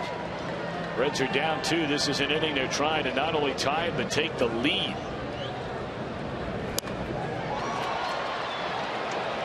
Pence does not have a good arm in right, and the Reds are going to test that arm, and it will be nowhere nearly in time. And it gets through, allowing the runner to take off to second base, and that's a big mistake by Pence and the Giants. That is a one chink in the armor, if you will, for Hunter Pence in his game. And it's 6-5 after the fly ball by Hamilton.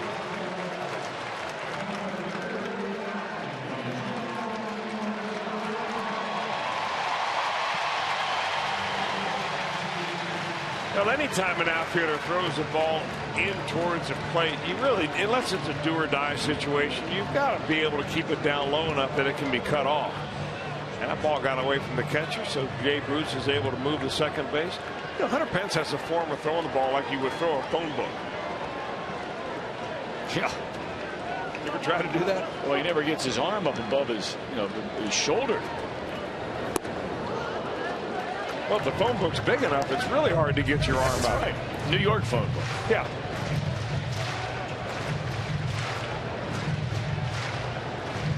And he's always thrown that way. Yeah.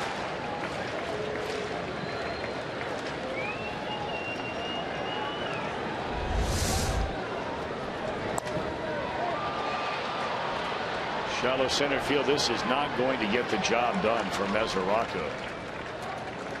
2 outs in the inning. Reds still down a run.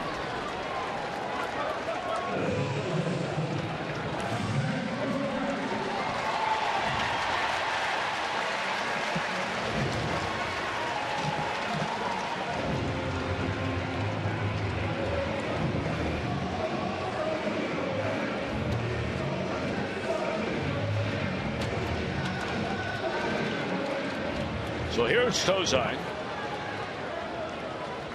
He walked in the first, flied out to right in the second inning. Cozart did not face Petit the other night. Hamilton did. Hamilton flied out. Petit faced everybody else in the lineup. The only guy he did not face over those 2 innings was Cozart.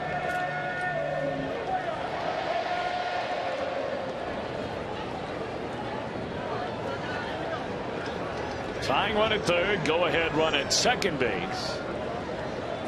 We're in the bottom of the 3rd inning. When Petit just coming in and throwing nothing but strikes. If he's able to walk in the game with bases loaded and nobody out and give up just 1 run in this game, that is doing it for the Giants.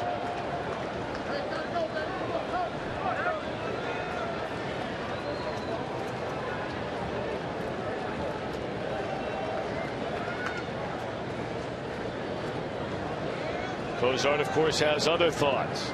9th man to bat in the inning.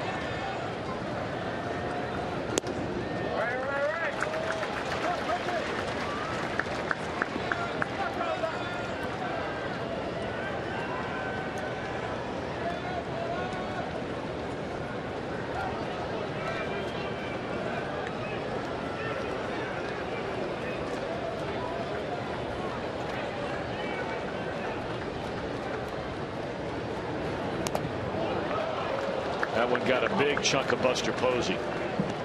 Went down on all fours after taking that foul ball.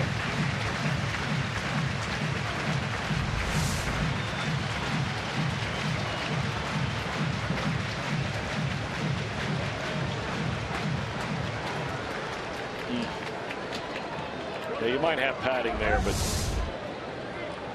not enough.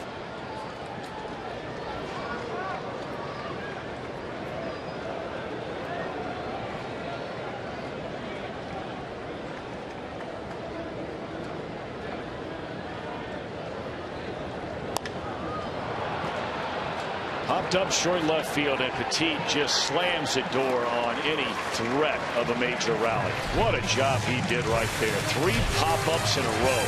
But the Reds back in it. They're down a run.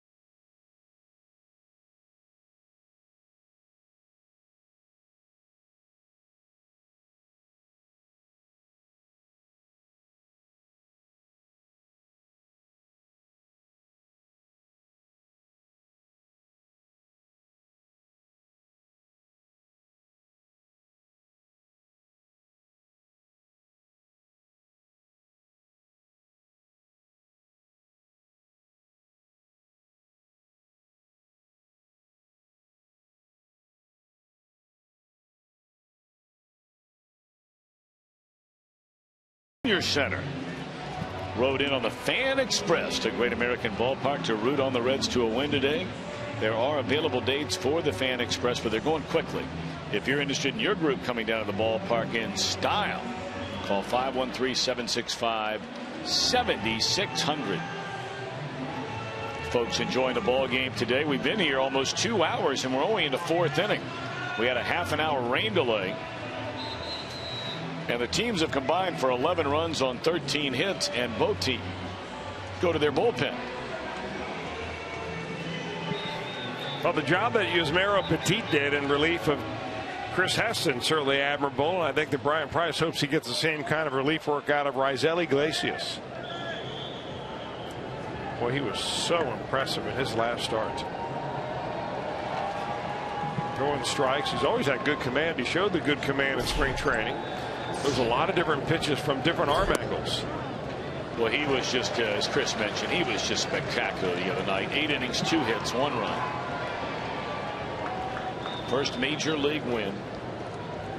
He walked 3 batters in that game. Fan 5. You know, say he walked 3. He walked the first batter of the game. And then he proceeded to retire the next 12 before he walked the leadoff man in the 5th. The only trouble he was in the whole night was in the 6th inning when he allowed a single and a walk, but then retired 3 in a row.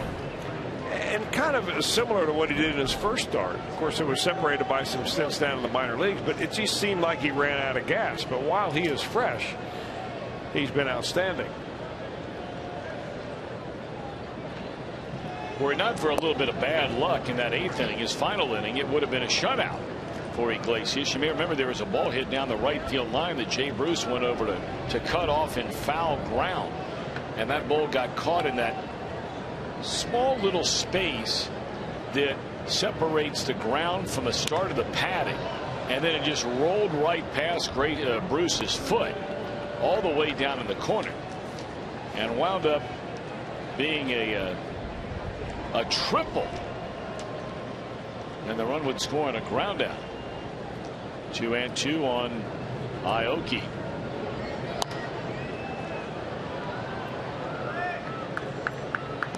We were talking how much watching Iglesias reminds you of another Cuban-born right-hander who had a lot of success in the major leagues, although he came to the United States as a much older man, longer than a decade pitching in Cuba, and that was El Duque, Orlando Hernandez.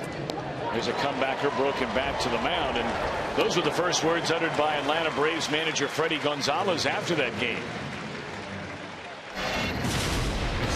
Well, Freddie Gonzalez ought to know because he is himself from Cuba. La Habana, Cuba. And this is what he did last time he took the mound as a starter.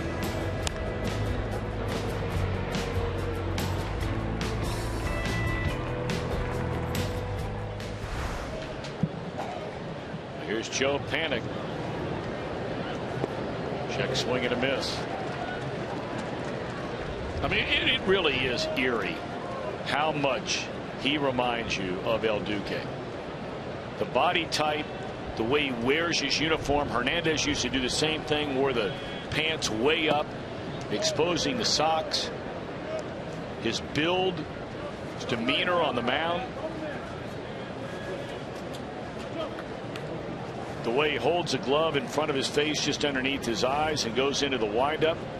The only slight variation was El Duque used to pick that left leg up and have the left toe, the foot, pointing straight down to the ground.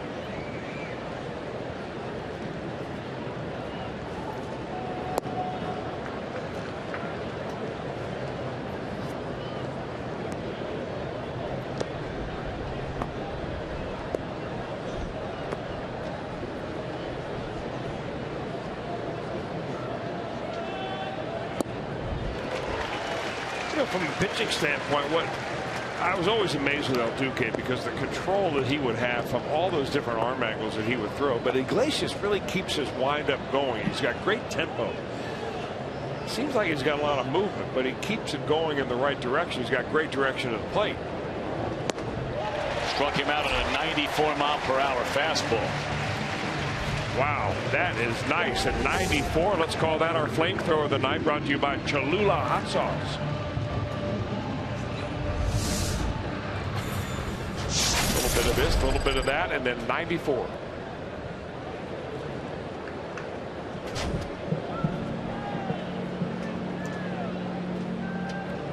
Two down for Buster Posey.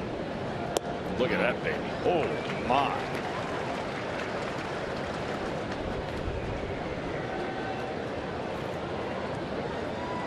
Johnny even impressed by that. That was Johnny's right there on the top step of the dugout. He has the best view of anybody down there, and he came back with another breaking ball, and Posey hooks it straight up the middle into center field. Johnny staying on the top step of that dugout, watching Iglesias, but also holding the baseball in a changeup grip. Pitchers are always working on it. I mean, there's no reason why you wouldn't want to do that. That's just good hitting there, because that's a dandy pitch.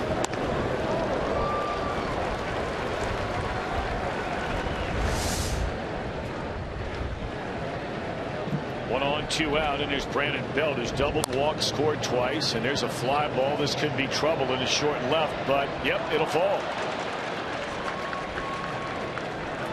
That's just bad luck right there for the Reds, and the way Brandon Belt's going right now, that would figure to happen for him. Well, he's hitting over 400 since I think around May the 3rd. That's when he started his run, and he's only gone a couple of games, maybe 2 or 3 games, where he hasn't gotten a hit in the entire month. One of those was on Friday night, maybe Thursday night.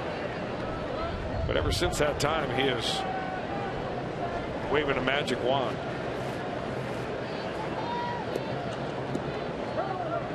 He has 8 hits in the last 2.5, not even 2.5, 2+ games.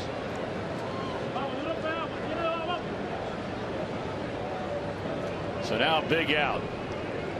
And Pence has only made one of them in 2 days off the DL.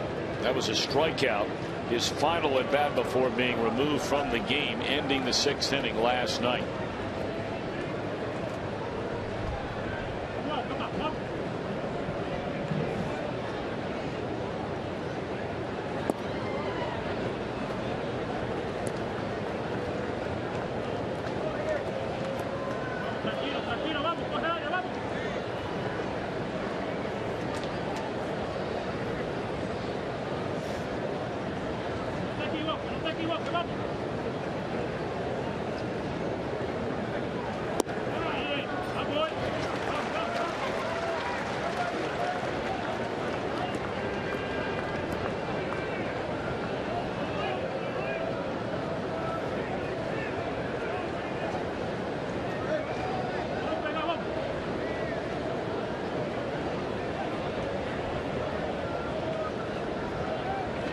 One pitch in the air, straight away center field. Hamilton is there, inning over. Iglesias allows a couple of hits, 2 left. Reds right back to the plate.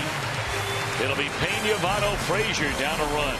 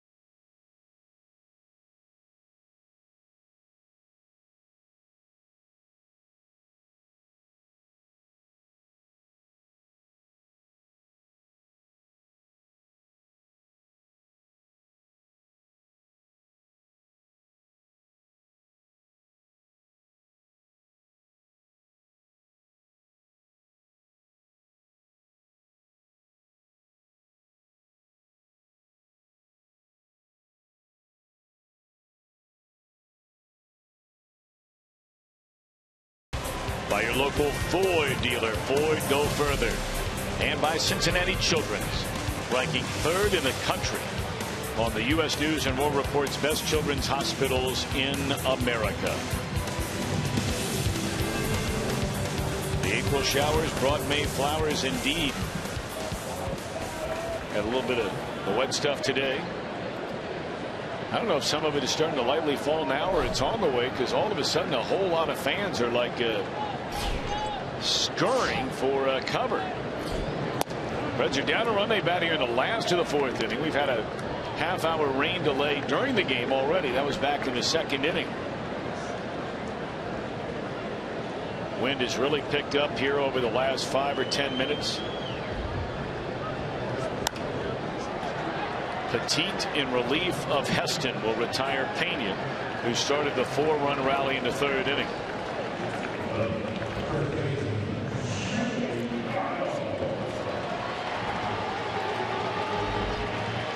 And here comes the rain again.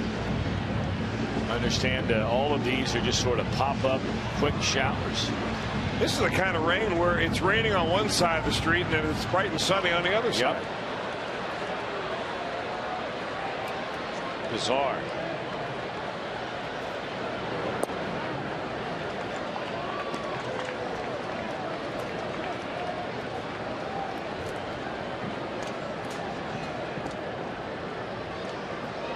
Votto 0 for 1, his fly to right, drawn a walk, scored a run.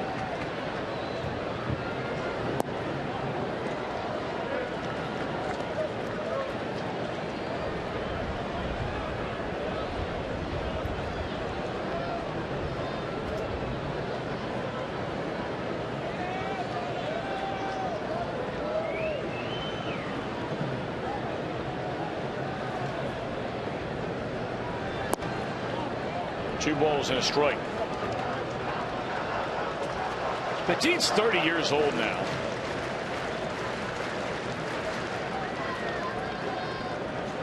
Chris documented last night, he came up with the Marlins, big, highly touted prospect, had some great years in the minor leagues. Actually, originally came up with the New York Mets.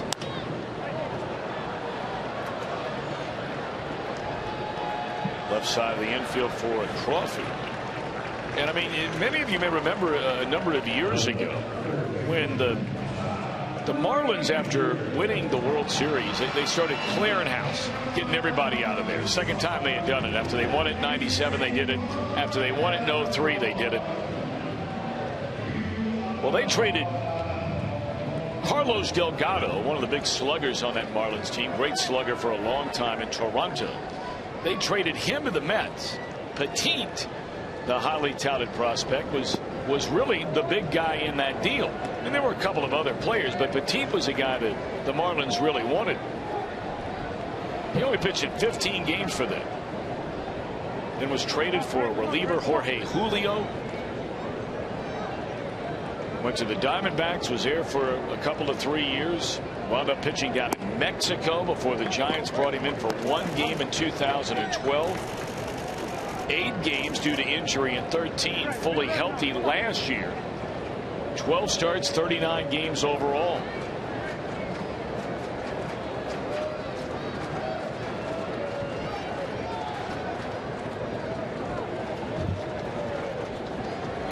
That's a name from the past here, Jorge Julio. That guy, you're not kidding about that. It's funny that you would ever consider Yusmeiro Petit as the key guy in any trade for another big player, because he's never had the kind of stuff that impresses a lot of scouts. I mean, he's never had a fastball that has even averaged 90 miles an hour in one season. Come on, Frank, come on. He throws a lot of different pitches. His control is pretty good.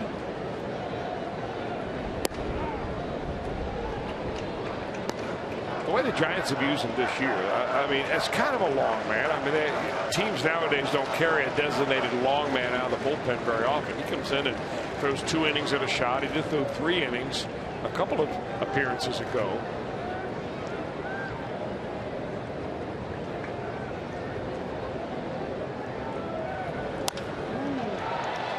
Just something about his demeanor. He's just very calm out there. Unflappable. Yeah, I mean, he just goes about his business, and that's a 1-2-3 inning. He's retired all 6 batters since coming on from the bullpen.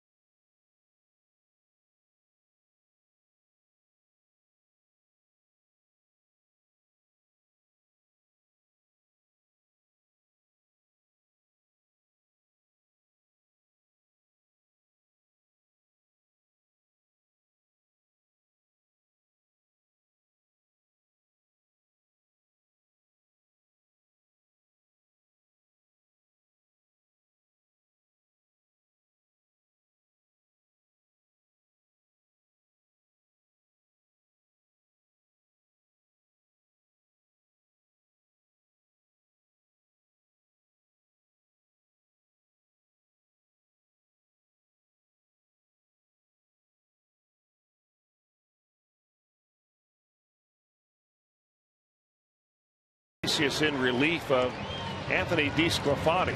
And Tom, you talked about the comparison between Orlando Hernandez, El Duque, and Iglesias. So that's Hernandez pitching for the Yankees on your left and Iglesias on your right, and they're almost identical.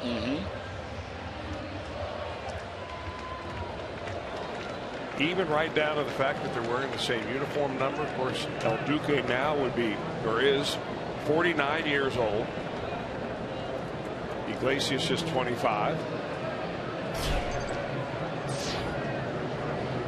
So I would imagine there's a little bit of hero worship going on, I would think, along the way.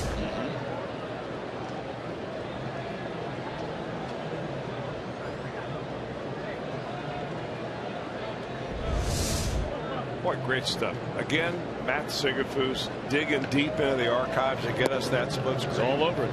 Man, man. We talked about Iglesias the other night, and you know, really how many in his homeland are aware of what he did the other night. I found it fascinating talking to Brian Pena about this very topic when we were in Chicago a few weeks ago, and he said, you know, it's been a lot in the paper lately about trying to quote unquote sort of normalize relations with Cuba. Again, that ball ripped up the first base line off the bat of Brandon Crawford. Here's another guy just knocking a cover off of it. He is going to make the turn and then stop with a double to begin the 5th inning. 2 hits today for Brandon Crawford.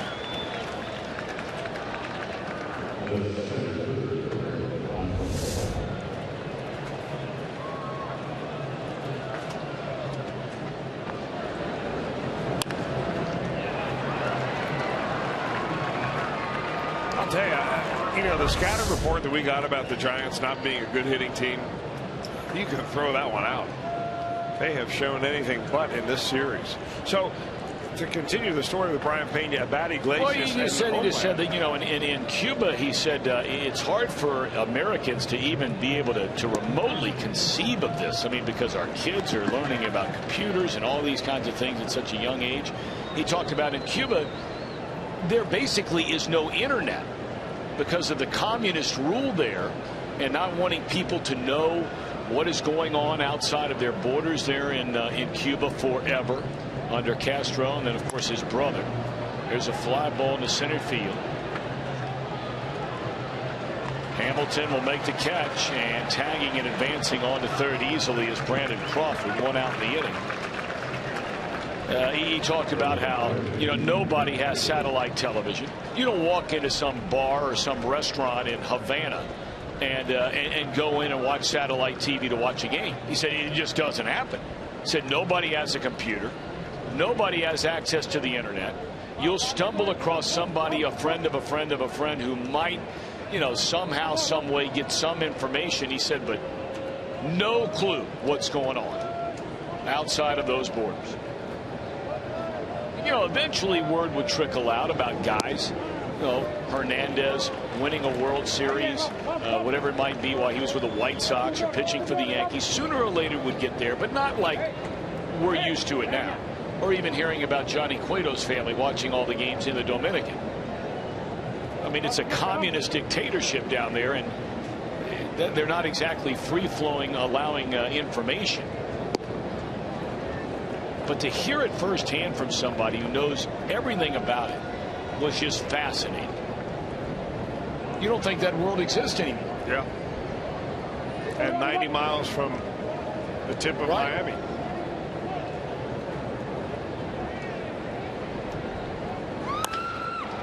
Oh, that'll be a base hit into center field on a bouncer by Duffy, and the Giants' lead is back to 2.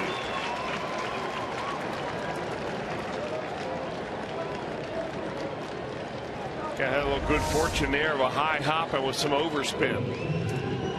Not a bad pitch by Iglesias. That ball just went way over his head. Once he couldn't get it, it was going to spin into the outfield with the drawn-in infield.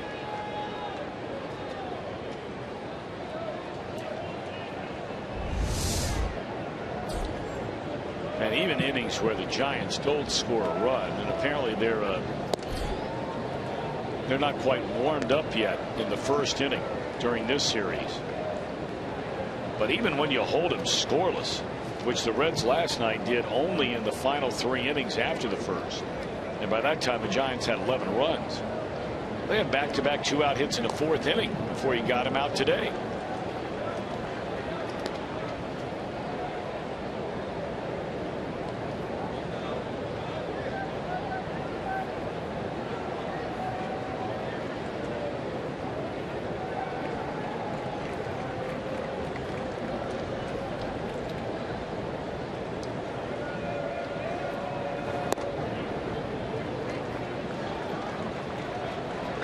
Yusmeiro doesn't look all that comfortable up there. He sure doesn't. He's got dancing feet in the batter's box. It's tough enough to lay a bunt down, but when you're moving around a little bit, it's even more difficult. And for a guy that was a part-time starter in his career, you think he'd have a little better approach.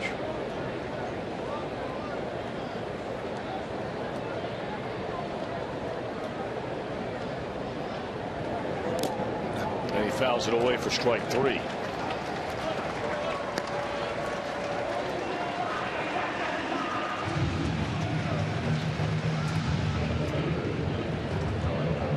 You know, you and I have talked about this, and Cowboy and I talked about this at length when the homestand began. I don't ever remember in my life, in a day and age especially now, where runs are at such a premium compared to days gone by. We alluded to it with the Reds earlier, but even opponents. It is incredible how poor the state of bunting is in baseball, at least from what we've seen. I agree. It's incredible.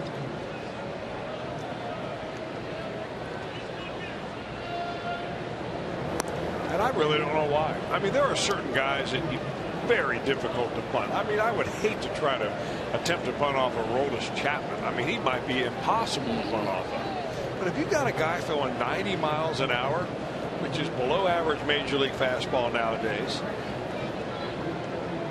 I mean, you shouldn't be afraid of the ball. And that's where it all stems. Force out will end the inning. Giants get a run, and they lead by 2.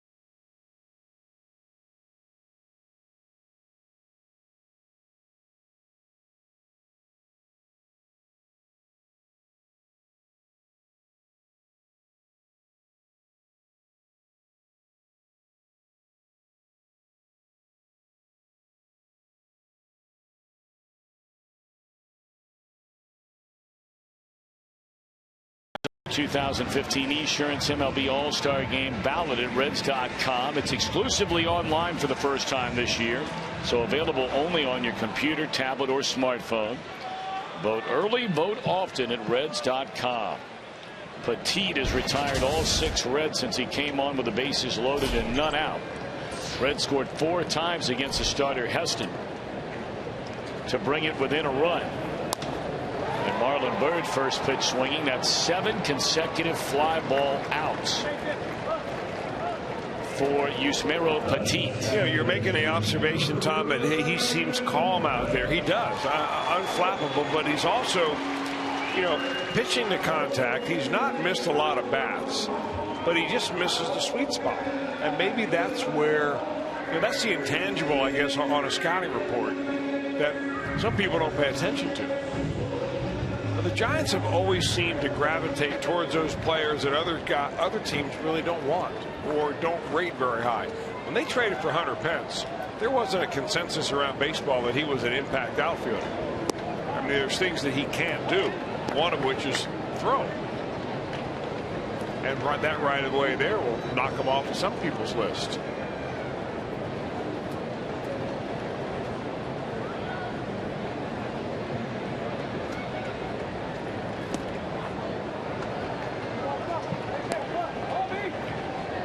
Brandon hit by a pitch with the bases loaded for his 16th run batted in the third inning. He was stranded at third when it came to an end, representing the tying run. He singled and scored in the second inning. In the air, left center field, pretty well hit, and that ball is gone. It's a home run. It's a home run as a signal from a third base umpire, Bruce Dreckman. Now the Giants may challenge this.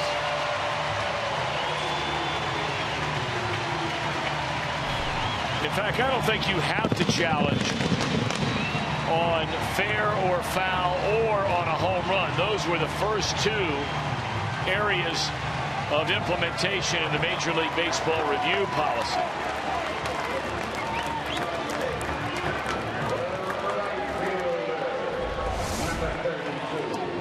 Well, you made mention earlier about that wind blowing out the left field. It's picked up a little bit as these storm cells move into the area. And that ball clearly went over the yellow pad and bounced off something in the front row, then came bounding back onto the field. Yeah. Homer all the way. I don't think they're going to even waste the time for a second look. Went right back in the dugout. Somebody told him. So Brandon, his first extra base hit here in the month of May. It's a home run, his second of the year. Brandon's had a good day today. 2 hits, 2 runs scored, 2 RBIs when he was hit by a pitch. Gross rolls out on the very next pitch. It's a 1-run ball game rolling in the 5th inning.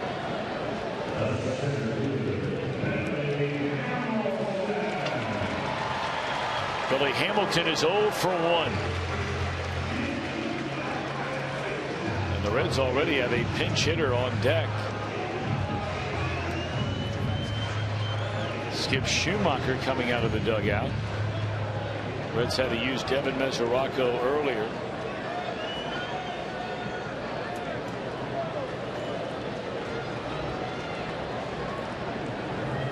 Mesoraco was a big out in that 4-run third inning when Petit came into the game. He allowed a sac fly to Billy Hamilton. And Brandon Phillips on the sac fly advanced to third. Jay Bruce went to second on a throwing error on that play by Pence. But with a tying run at third, Petit got Mesoraco on a pop-up in short center field.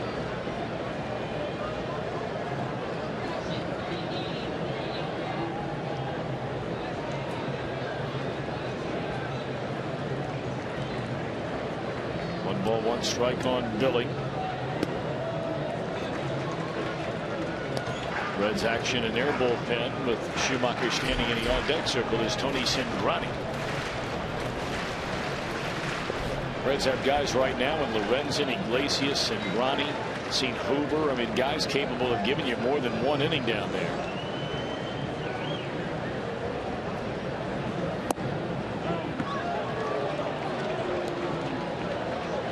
Billy not so sure about that one. Yeah, because it was a late call, it always gets a little extra attention.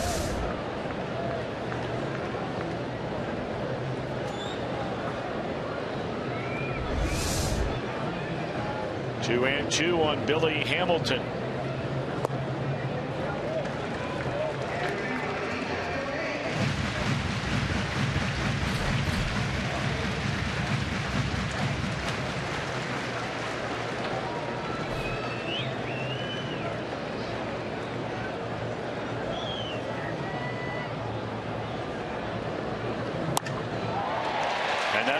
Into left center field, a base hit by Billy. I like that stroke by Billy Hamilton right there.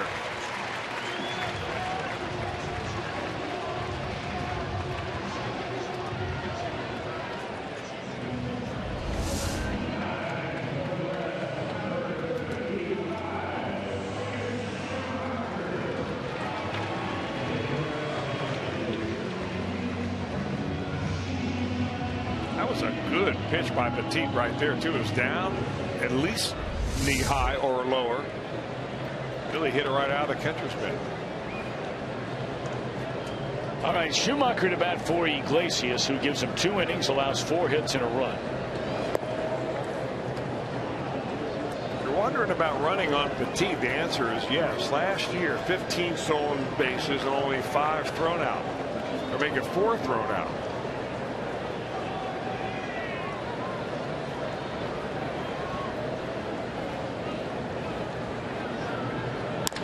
Schumacher lays into one. Into deep right center field. Pence giving chase. And bad luck for the Reds. My, oh my. It bounces over the wall, and they'll send Hamilton back to third. Holy Moses.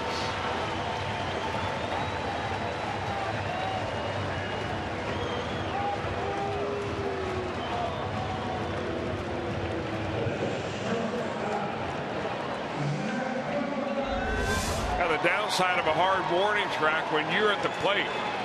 Schumacher gets a whole bunch of this one. He's really swinging the bat well. And he splits the seam in right center field, and one hop that goes, if it goes off the wall and stays in play. Billy Hamilton easily scores, but perfect hop goes into the stands. Schumacher had an RBI double in the game last night.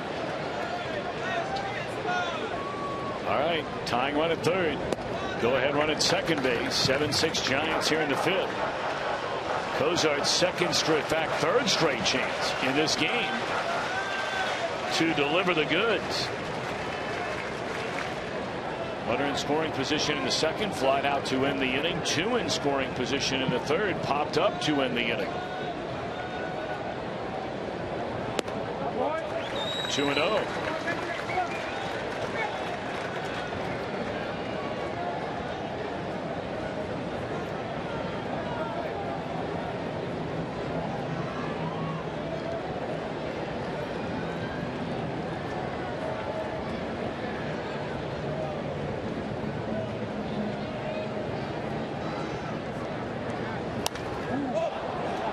Straight up in the air. And it's out of play. Good thing for the Reds. Javier Lopez, a left-handed, is getting loose in the Giants bullpen. As good as Cozart has been this year, and he's having a great year, hitting with runners in scoring position has not been kind to Cozart, especially with 2 outs.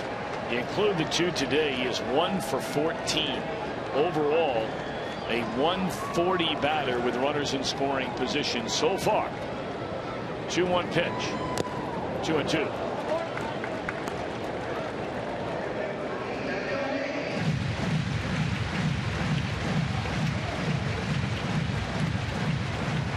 That's a story for so many of these Reds. We talk about it all the time. Bruce at 162.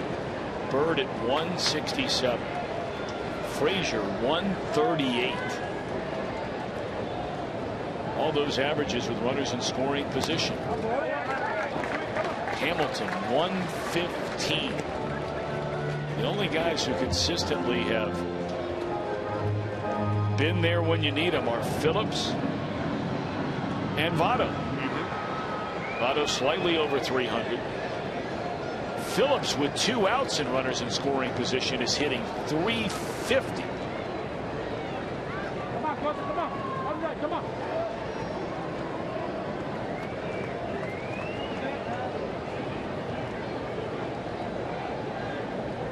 You can forget all about that if Cozart delivers a base hit right now to give him the lead.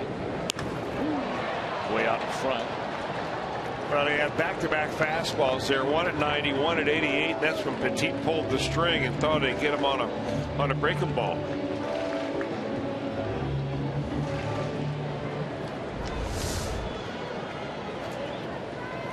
You made mention about how Petit came in, and the first 5 outs he got, making 6 outs, were all fly balls. He throws everything up in the zone, even a breaking ball and a little cutter. Gets a lot of hitters underneath that pitch. Kind of pitches against the grain that way. There's another pop up. Petit's going to have to handle this one, and the inning is over. Brandon Phillips brings the Reds a run closer. They're within 1 at the end of 5. 7-6 Giants.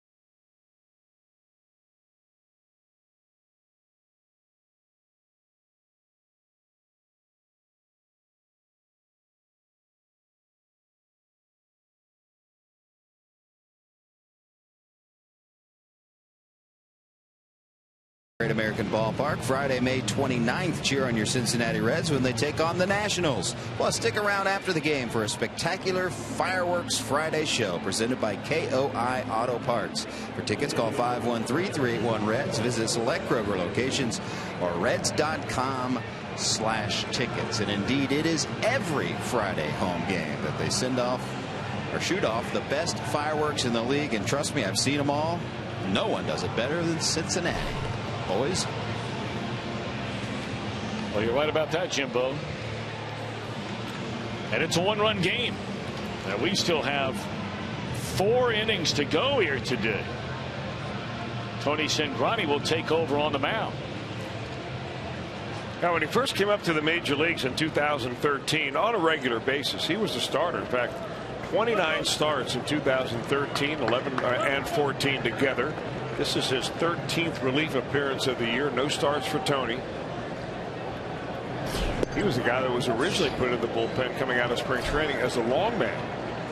And then when the other guys who were auditioning as the bridge to Aroldis Chapman began to show some chinks, Tony Cingrani's been put in that role.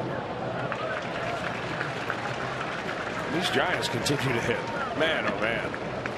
It's just so hard to figure. I mean, when you looked up their numbers when this series began, you couldn't believe the futility of this team offensively. I mean, to think that only one team in baseball was scoring fewer runs per game than this Giants club, and every inning they come to the plate, their guys whacking balls in the outfield. They've got 11 hits through 5 innings, and again, like last night, it's 4 innings and 1 batter. Because they went down 1-2-3 in the first, just how they did it last night, before they scored 11 runs over the next 5 innings. Strike one to Buster Posey. You had to figure he was going to be hacking at the first pitch. He loves first pitch fastball hitting. Posey does. The only time he took one was in his last at bat against Iglesias, because Brazel was coming from down around Laredo.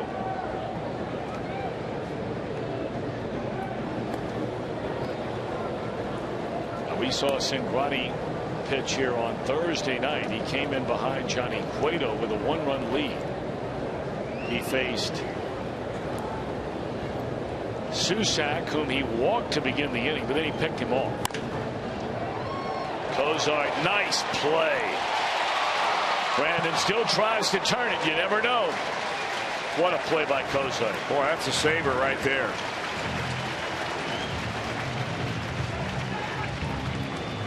Lays out to stop. A lot of times, if you just see the shortstop stop this ball, that's what you're going to get. But look how quickly he gets himself in a position where he can get the ball out of his glove. He kind of continues the roll and gets the control of the baseball somehow.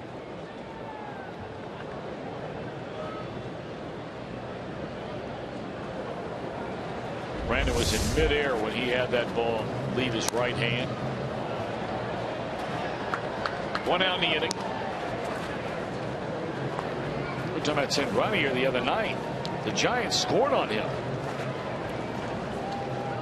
which prevented Cueto from getting a win. Panicked the guy who just singled off of him and was forced out at second base. Tripled down the left field line. And then Pagan, Angel Pagan, knocked in a run with a single. So in essence, Cingrani, those were the only 3 batters that he faced, and he did not retire any of them. Jumbo came in and retired the last 2 to get out of the inning. The Reds won that game in the bottom half. And Marlon Bird homered. Well, the pickoff that he had of Andrew Susac at first base. Susac, the backup catcher, had about a lead of maybe 2.5 feet and got picked off. With that in mind, Posey doesn't have much more than that. 1-2 on Brandon Belt.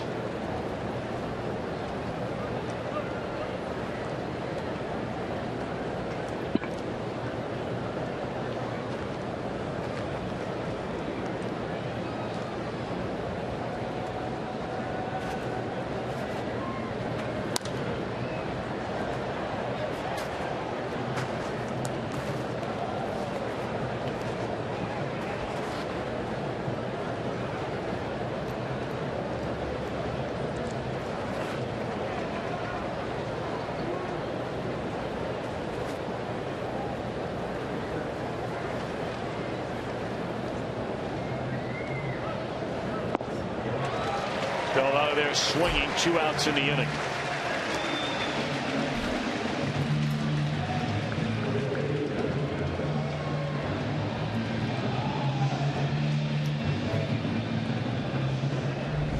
I'm not sure how often that slider of Tony Cingrani could be a called strike. That's why he's got to get to it in the count with a couple of fastballs to establish a pitcher's count. 2 strikes ahead in the count a little bit. That's when a hitter is going to be more likely to chase it.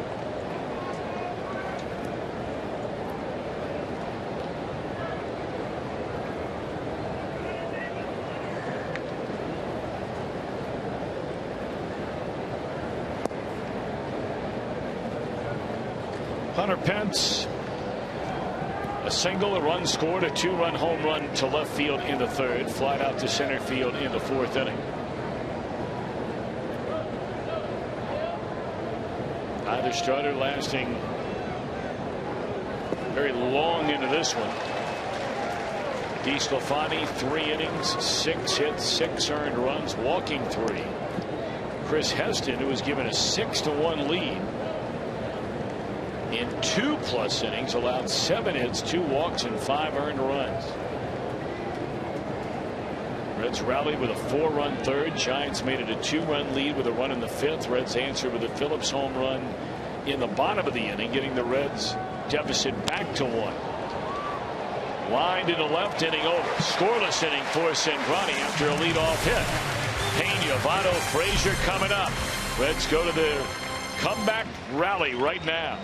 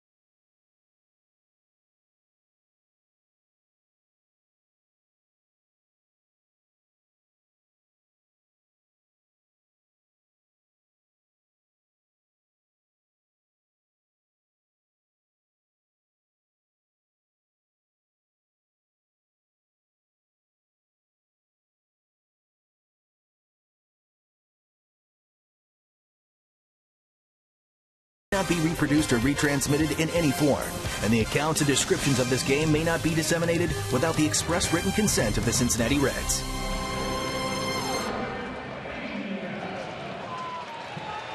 All right, Reds coming to bat here, bottom of the 6th inning, and the Giants going to go to their bullpen.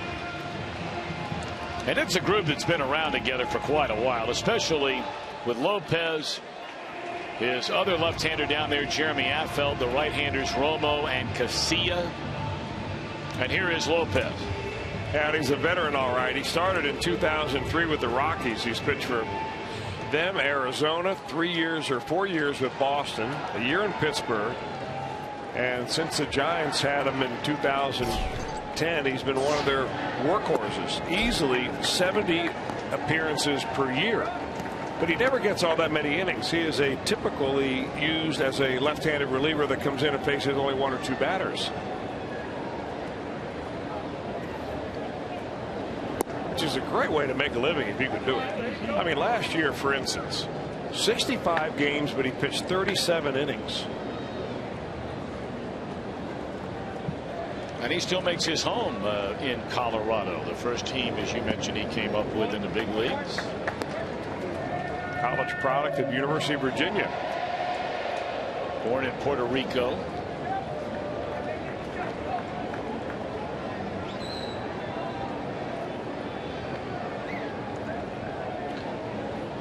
Two, 1. 2-2.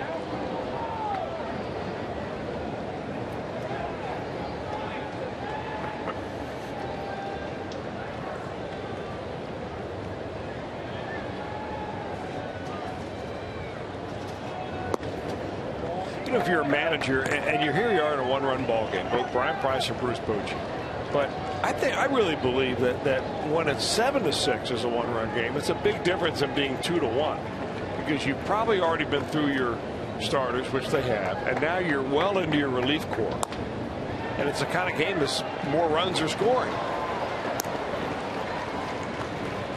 You know, you're in a 2-1 ball game. Oftentimes you still have your main man out there in the 6th or 7th inning. You're not even thinking about matchups, but already you're seeing Javier Lopez come in here to turn Brian Pena around to bat right-handed and to face Joey Votto. And in all likelihood, they'll get him out of there to have somebody else come in and face Frazier. Votto 1 for 8 in his career, 2 strikeouts, 2 walks against this left-handed. Well, outside of that, 1 year in Pittsburgh, all the other teams he's played for, the Reds so infrequently see any of those clubs anymore. Only play 2 series a year now, 1 at home, 1 on the road against teams outside your division in your same league. We mentioned Lopez with Colorado, Arizona, and the Giants, along with Boston in the other league. He will walk you if you really work the count and give him a chance. Last year, he had 19 walks and 22 strikeouts.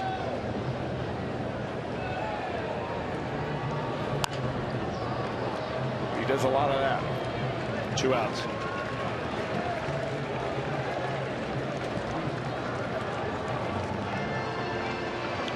We'll get inside the golf zone with PGA Pro Jimmy Hanlon tonight on Sports Time Ohio. Jimmy will bring you all the highlights from the Wells Fargo Invitational in Charlotte and give you great tips to improve your game. The golf zone tees off tonight at 8.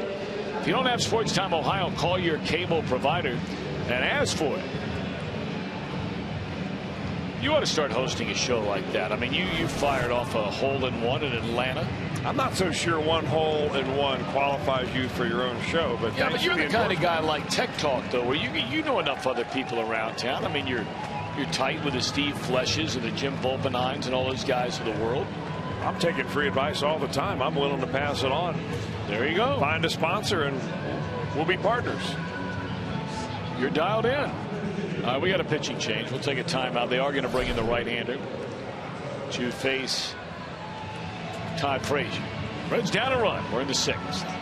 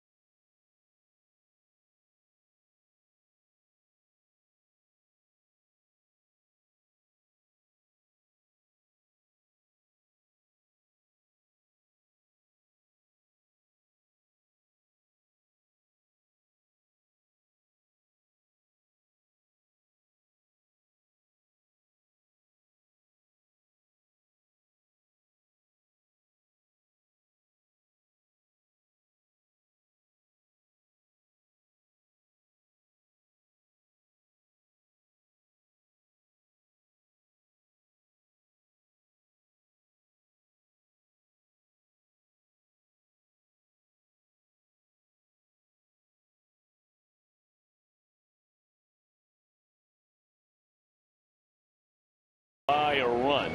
And we're only in the bottom of the 6th inning. George Contos takes over on the mound for the Giants, and he misses high for ball 1. Contos worked a perfect 9th inning here last night, having a good year. Another guy, like Chris alluded to earlier, that you know, and somebody else may not want him. That's fine. Yankees had him. San Diego had him. Went back to the Yankees. Giants picked him up in a trade, as Chris mentioned yesterday, back in 2012. And you know, the guy's pitched 150 games for him. And last year ERA in the mid-2s, and this year in the low 1s. The league is hitting a $1.95 off of him.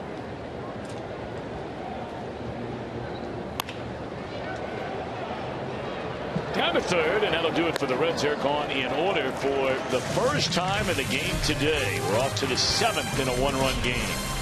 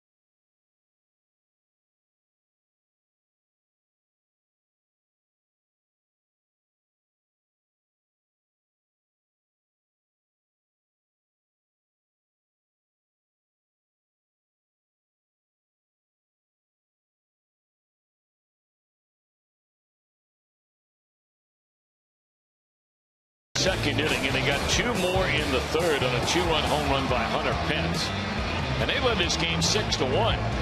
But the Reds in the bottom of the 3rd inning scored 4 times, 1 run on a single by Jay Bruce to get within a run. Giants went up by 2 with a run in the 5th, and it went back to 1 in the bottom of that inning on a home run by Brandon Phillips. So things were a little quiet for both sides in the 6th inning, only 1 runner reaching base. And here we are in the 7th, where the Giants lead 7-6. You know, it's interesting, one of the topics we discussed at length here on Thursday night was all the success that Giants over this 5-year run.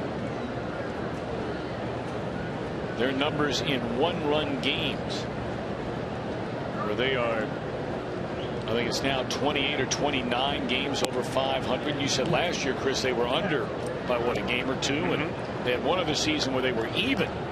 But in the other 3 years, they've been well above 500, as they are this year, where they're 9-5 in 1-run games. The Reds did beat them in the 1-run contest here Thursday night.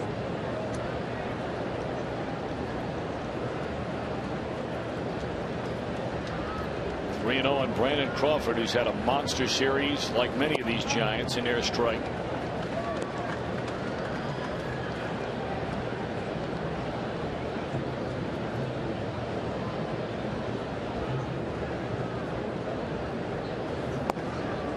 And Cingrani walks a left-handed batting Crawford to start the inning.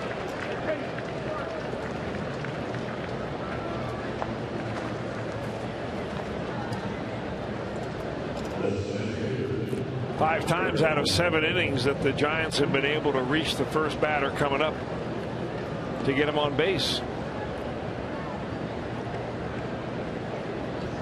Twice with the base on balls. The base on balls led off the 3rd inning was one that came around to score.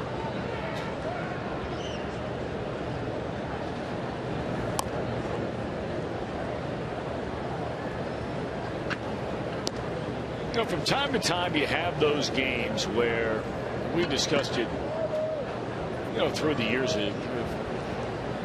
every now and again, about, you know, the mental toughness of being able to win a game. And today's starting to shape up like that game. You know, you fell behind if you're the Reds. You fall behind by 5, and you've been kicked around the last couple of days. You have a rain delay where you're sitting around for a half an hour, and all of a sudden you come back and bang, you get 4, and you're right back within a run.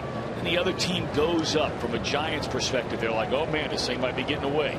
They get the run back. The Reds come right back. They get another run to make it a 1-run game. And now here you are in the final 3 innings of a game. It's been a long day. I mean, this game started almost 3 hours ago, and we're only at the end of 6 innings, just starting the 7th inning. It's warm down there in the field, muggy.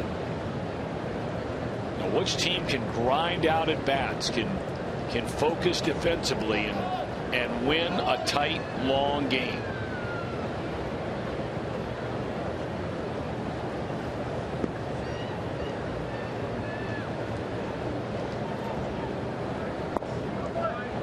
That's a great point, Tom, because in a 1-run ball game like this, oftentimes it is the extra little effort that you're able to give, whether it's in an at-bat or as a pitcher, not giving in, forcing yourself to do something because you know it's a big and important thing to do at this stage in the game.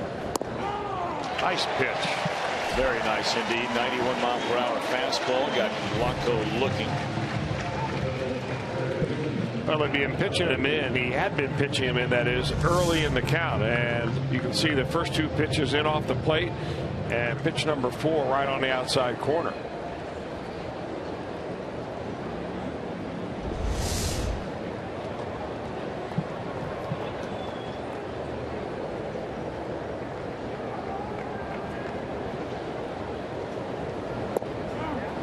Check swing and a miss to Matt Duffy.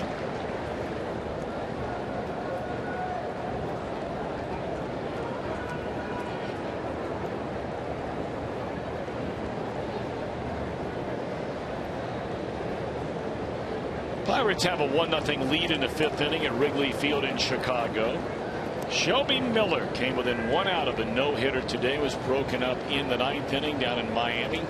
Miller completed the game in a 6-0 win over the slumping Marlins. And after the game, overshadowing from a headline standpoint the near no-hitter, as that one's lined into right. And there's another base hit by the Giants. That's 12 of them. 2 on, 1 out. Contos was standing in the on-deck circle, and now he'll be called back in favor of a pinch hitter. Looks like Joaquin Arias, who we've not seen in this entire series, will come up and bat. But the Marlins fired their manager Mike Redmond after the game today.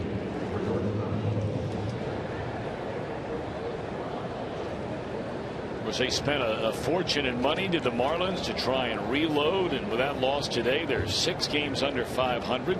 Be interesting to see who they plug into that, even on an interim basis. You know, you've got some veterans that are consultants down there, like Andre Dawson, like Tony Perez.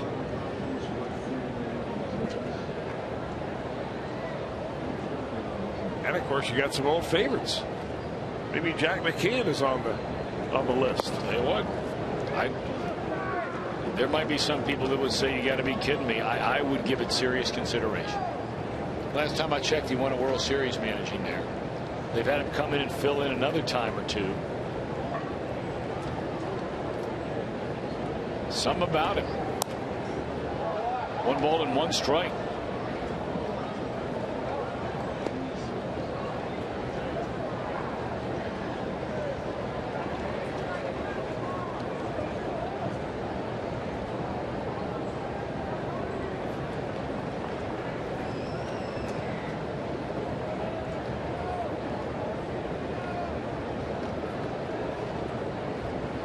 The former Red and former Giant manager Dusty Baker has been quoted frequently as it's 1-2 on Joaquin Arias, that he would like to manage again. You know, he said preferably a contending team, and there are some people that feel like the Marlins, from a talent standpoint, would fit that bill. Well, everybody wants to manage a contending team. The problem is they don't usually need a manager.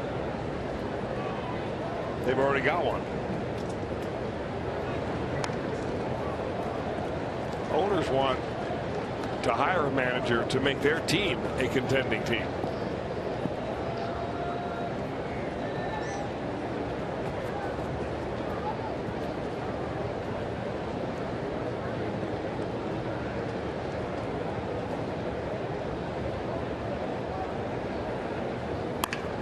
Ground ball down to third. Frazier for one. They turn it over. Can't double up Arias. 2 away and even. One more out to go for Cingrani. Crawford advancing on to third. And Aoki coming up, a left-handed batter.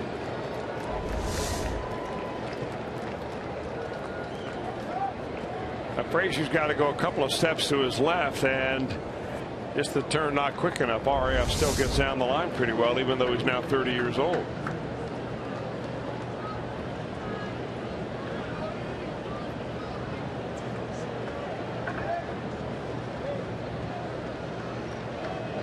Big batter in this game. You got to keep it at 1 run.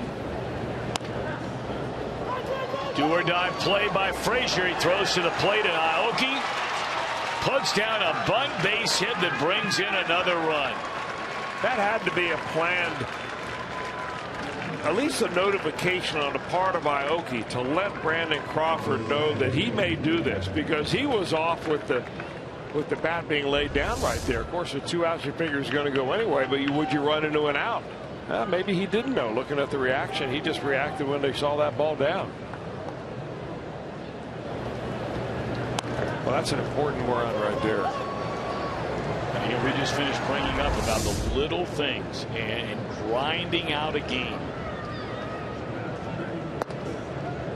And that is just a very aware, not only aware, but executed play by Aoki. Frazier had no chance to throw him out at first base.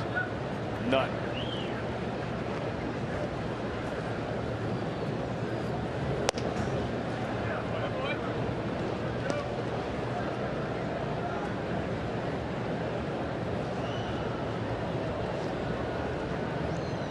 DeSclafani, Iglesias, and now Cingrani, each of the 3 Reds to pitch in the game today, have been scored upon.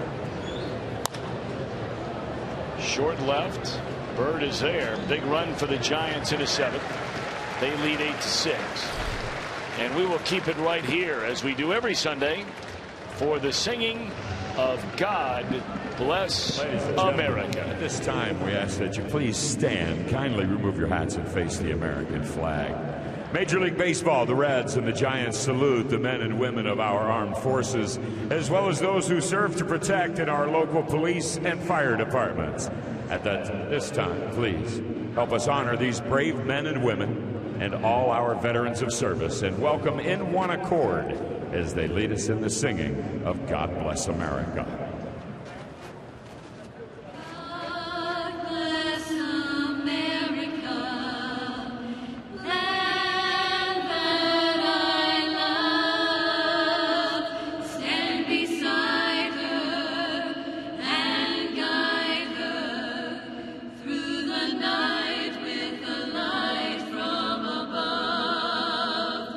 From the mountain to the prairie.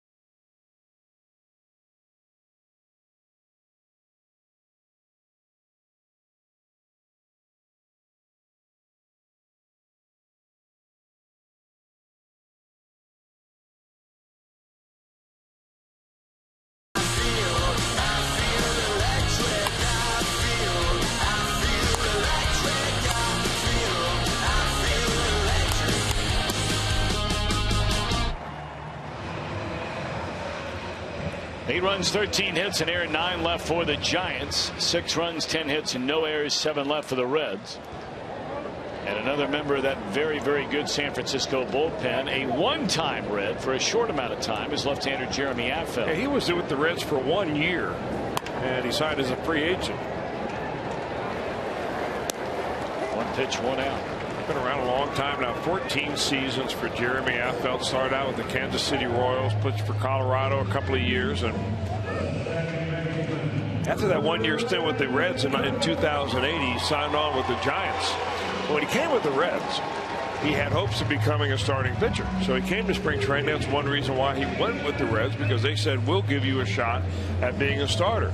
Did not work out in spring training. He went back to the bullpen, and since has carved himself out a really fine major league career.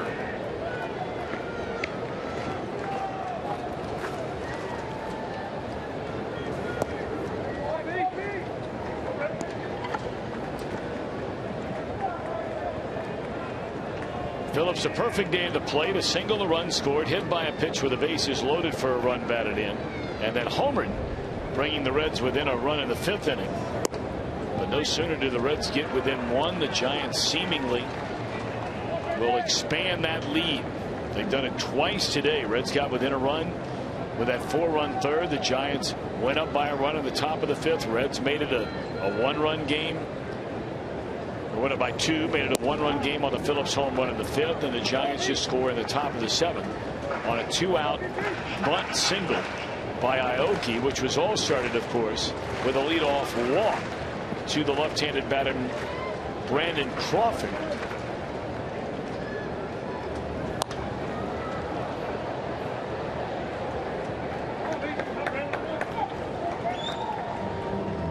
Sangrani's given him 2 innings of 3-hit 1-run baseball. You got to believe he's probably through for the day. And with that in mind, Jumbo Diaz gets loose.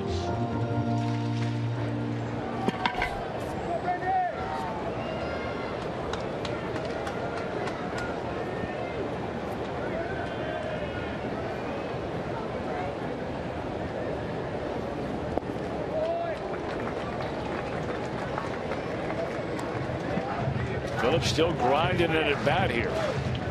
Bird led off the inning, first pitch swinging a ground ball right to the third baseman, and here Phillips. Count of 3 balls and 2 strikes, trying to reach for Bruce next. May have chased ball 4. 2 away. Of course, today and after every Reds game here on Fox Sports Ohio, we'll bring you Reds Live, brought to you by Performance Kings Honda.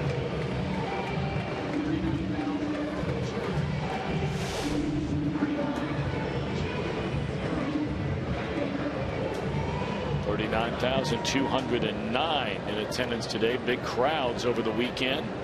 All 3 games, Friday, Saturday, and this Sunday.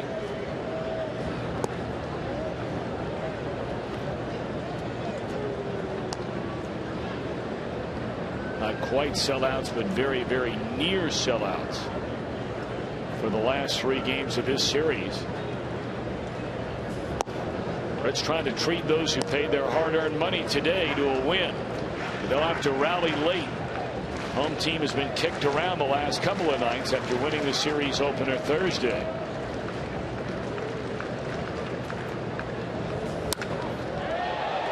Bruce launches one to the seats in right center field. It's a 1-run game.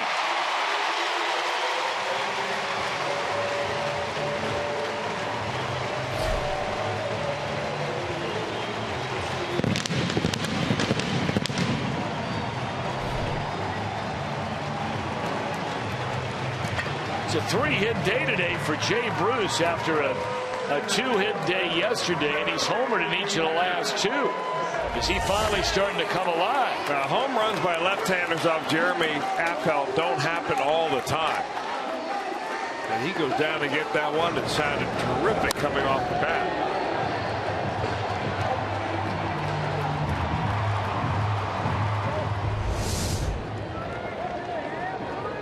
I don't know what it is. Uncanny, really, the numbers that Jay Bruce has produced home run-wise versus left-handed pitchers. I mean, the batting average isn't there, but the damage due to the home run ball certainly is. It's mystifying. It's the first 3-hit game of the year for Bruce today. He is in the Kia driver's seat.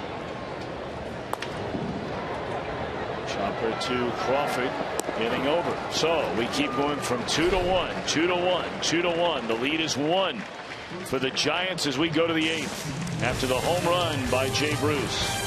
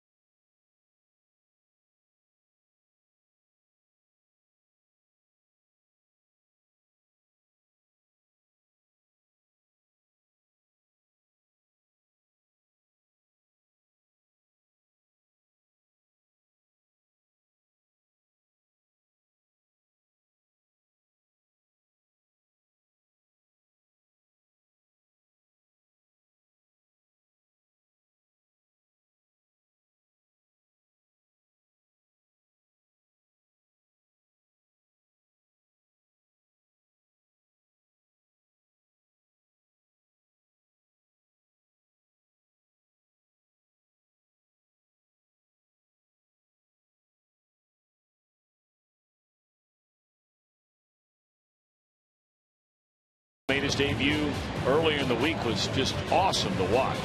It's weeknight, 7 o'clock on Fox Sports 1, streaming live on Fox Sports Go. 1-run game after the home run by Jay Bruce. Top of the 8th inning, and taking over on the mound for the Reds is Jumbo Diaz. Well, it's the 8th time out of his 17 appearances that Jumbo has appeared in a 1-run ball game. Forget about the earned run average. That was blown out of proportion by a couple of bad outings, but overall he's throwing strikes, striking out a lot of hitters, and right now the go-to guy for Brian Price in trying to get to Aroldis Chapman. Of course, the Reds need to score before they put Chapman into a save situation, but in the meantime, a 0 necessary out of Jumbo here this afternoon.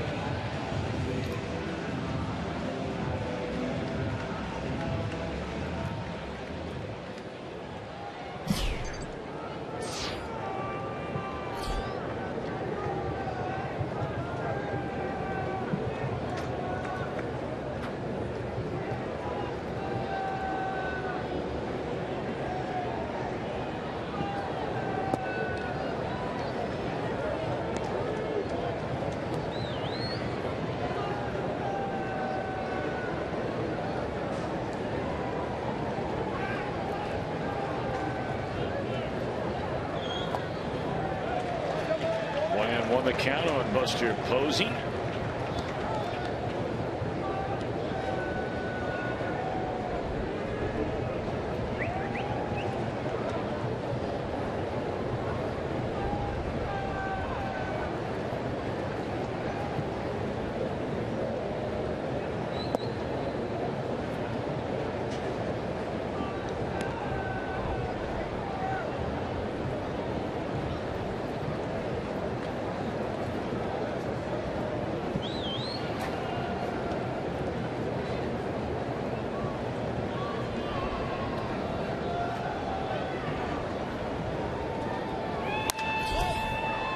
Fly ball short and right.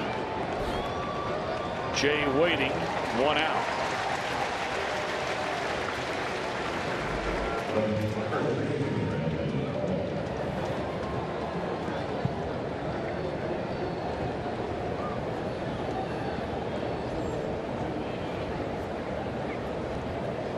You know, Jumbo really has a built-in endorsement opportunity right in his hometown, La Romana. in the Dominican Republic, because the largest grocery store, it's one of those hyper grocery stores, you know, they sell furniture and groceries and everything else. It's called Jumbo. There's a jumbo fly ball. This is just incredible what's going on here this weekend. Well, with Brandon Belt, you know, in the first game, Tom, it looked kind of tentative at the plate. And I could see why he wasn't hitting any home runs. But once he got off and started feeling like he could see the ball well and swing it, he's been much more aggressive and shown a lot of pop in his bat. Did not have a single home run this entire year until he rolled into Great American Ballpark, and he is homered in 3 consecutive days. Homer, single, double, and 5 at bats Friday. Homer, single, 2 knocked in, 2 scored last night. Double, walk, single, homer, 3 runs scored today. Brandon Belt has belted his way right through the Queen City this weekend.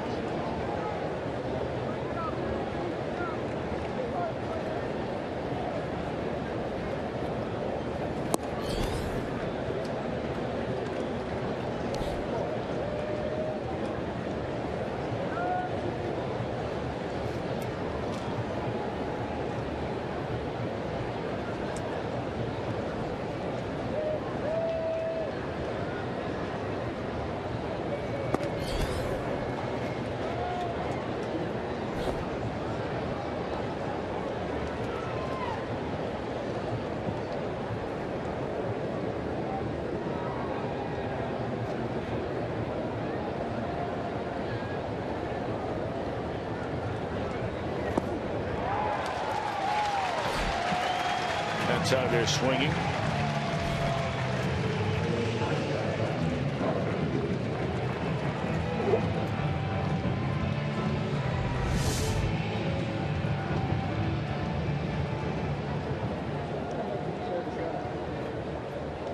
Little slider action right there, and he stayed on top of that and drove it right down to the ground. The home run ball that Belt hit was a splitter.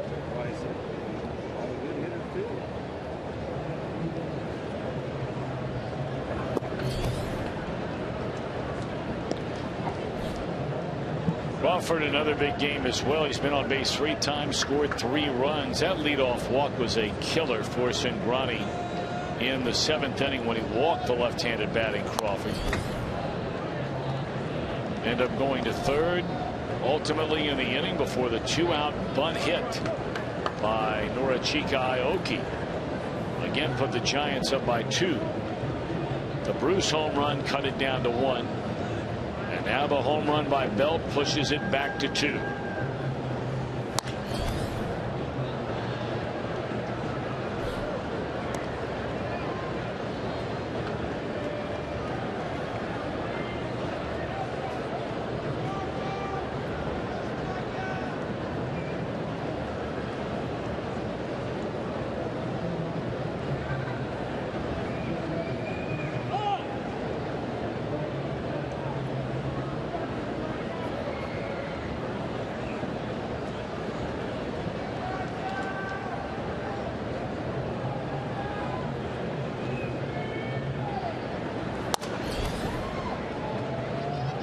Cozart charging, throws, good play by Zach Cozart. Real good play to end the inning, but damage done again. Reds trying to come back from 2 down as they hit the 8th.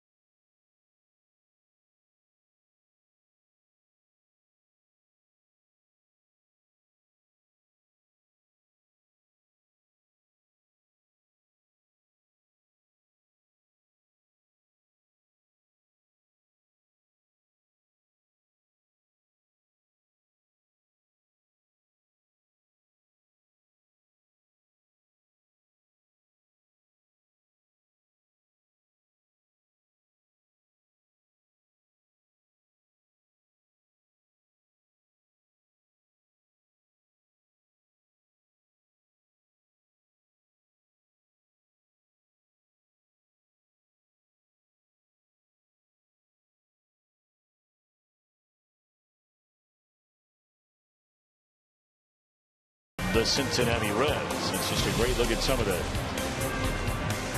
beauty and lots going on along the banks, running between Great American Ballpark all the way down now to nearly to Paul Brown Stadium and beyond.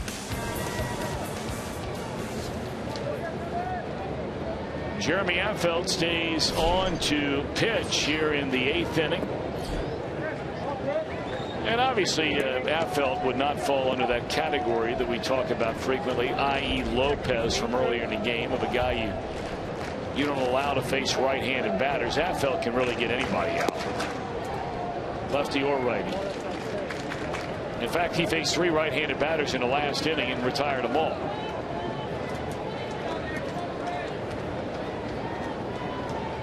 Negron to be followed by Cozart and then Pena. And a high fly ball in a deep left center field, but room out there at the track for Aoki, 1 away.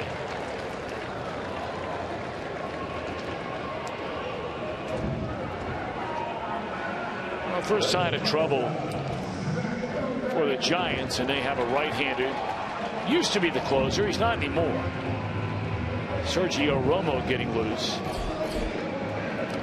And the Reds, should they rally with 1 out, nobody on here in the 8th inning? They're getting Aroldis Chapman loosened up. He might pitch anyway. Reds off tomorrow. The only game Chapman has been used in this series was on Thursday night. And he closed it out for, ultimately, Jumbo Diaz got the win.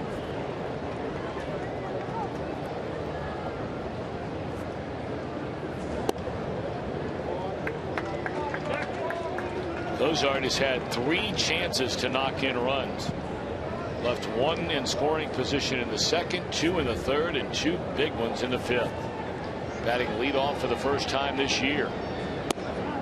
And so far 0 for 3 with a walk. Batting leadoff for the first time this year the last 2 days.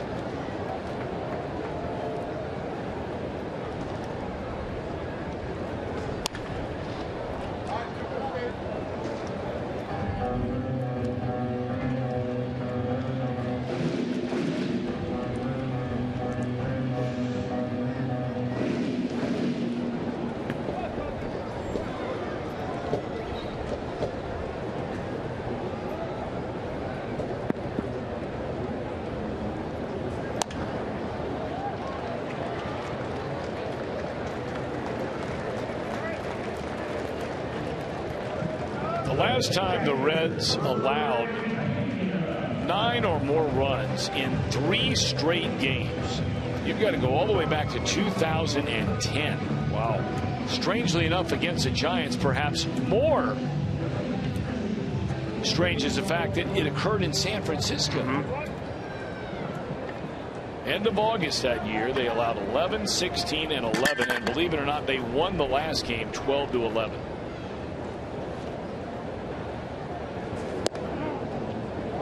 Last 3 days they have given up 10, 11, and 9 today. Giants have 14 hits.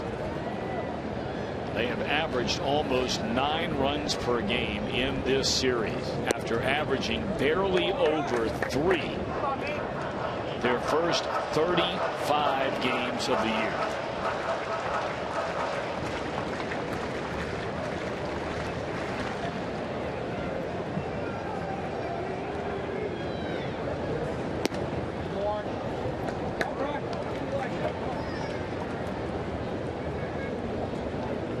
And you're getting a little, really a look at what you ultimately want to be. And I don't mean breaking it down, you know, one player by one player, all those kinds of things. But, you know, comparing their third baseman and the Reds' third baseman, it's nothing like that. Because I think the Giants against a lot of teams would not win on a totem pole or on a board saying, all right, do you want your third baseman or our third, or their third baseman or your third baseman? I think a lot of other teams would come out ahead of the Giants if you played that game. You're right. On paper, they don't stack up. Right. But if you ask their coaching staff, they'll say, we like our guy, even though the stat sheet may say different. That's why I said earlier is that oftentimes they go for players that other teams don't seem to regard quite as highly as they do. And maybe a lot of that has to do with what Bruce Bochy's been able to do and the rest of the coaching staff there. And they're baseball people. I mean, Brian Sabian's been there forever. Yeah.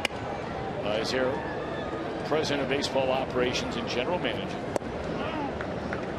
You know, you just look at it like today. What happened? Each team had the starter blow out, just get completely lit up. But what has happened since? Every time the Giants have been challenged, they've answered that challenge. And the Reds have been, just so far anyway, one challenge short. And a lot of that has to do with the guys you're bringing in for the bullpen. They get 3 innings out of Petit, and he gives up 1 run. No runs allowed by Lopez. Contos retired, the only guy he faced. Affel gives up a solo home run. The Reds have used Iglesias, Sangrani, and Diaz. Each of the 3 has allowed a run. 1 and 2 on Votto. One swing of the bat by Votto, and sure, the Reds answer. Down on the count, no balls and 2 strikes. A teaser pitch by Affelt. Well, this figures to be the final batter Affel will face either way. Figure to see Romo should we get to Todd Frazier. Pump up on that one. He sure made it look easy, didn't he? I mean, that's like a shortstop pick.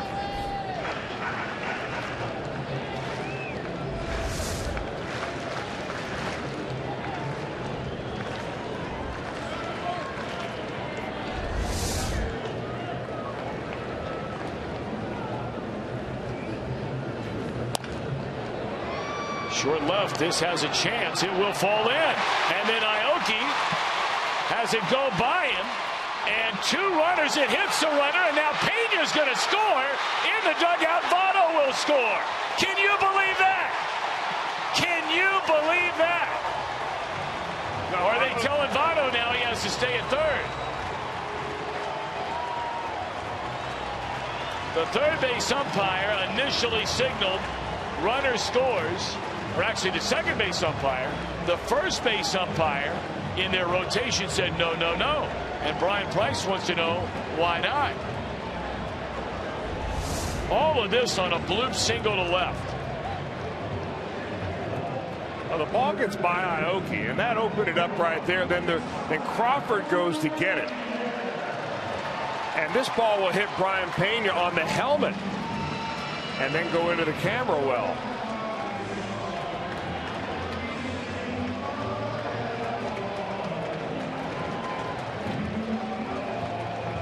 I wonder how many errors you give Aoki on that play. Conceivably, you could give him 2.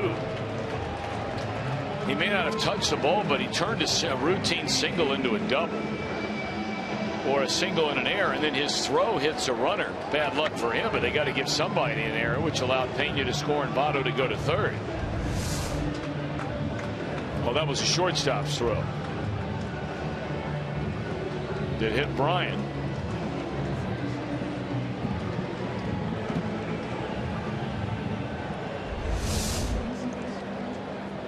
So it'll be scored a double for Votto and then an error on Crawford. As that's all for Affel. And here comes Sergio Romo. The Reds have a tying run at third. The go-ahead run at the plate, and Todd Frazier coming up. We'll be back.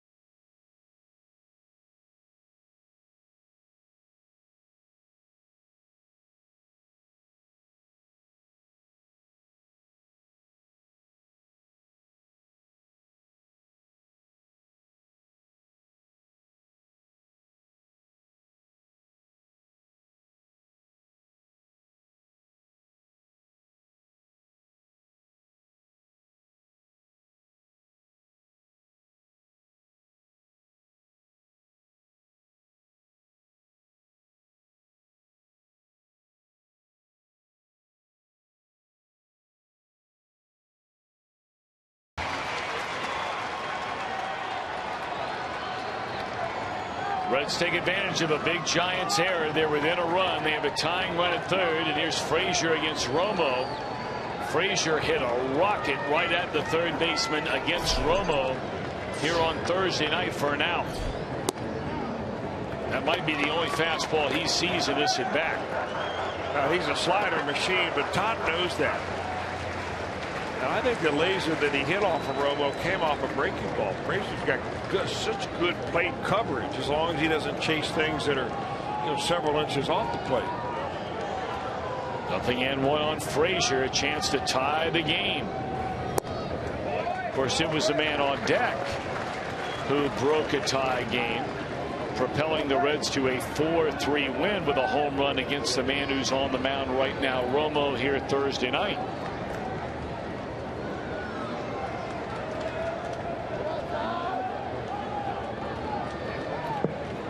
A big at bat for Frazier and the Redlegs right here and right now. Down a run with Votto at third.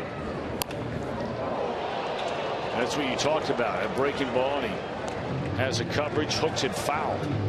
That's precisely the kind of pitch he hit the line drive at McGee, who, by the way, comes in to play third on the double switch.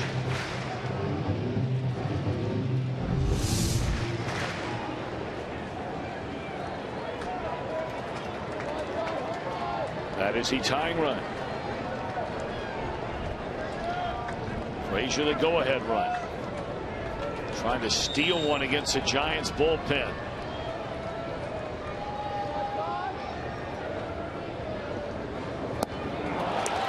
Romo gets a strikeout, and the tying run is stranded at third. We go to the ninth. Giants lead 9-8.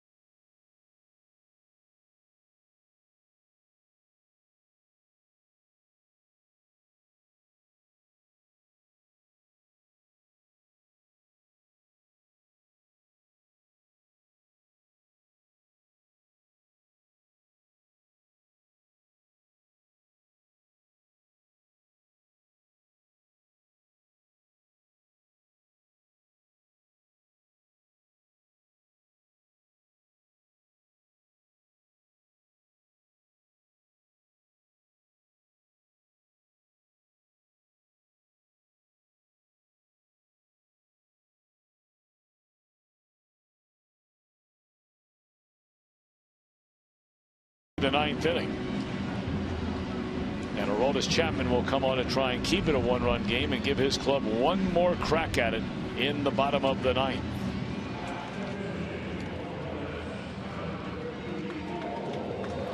Yeah, we haven't seen nearly enough of this guy recently. Now that's the problem when you're in a little bit of a streak where you're not winning going into the ninth inning. Chapman is 7 for 7 in save opportunities. The times that he has blown up and given up runs, they have not been save opportunities.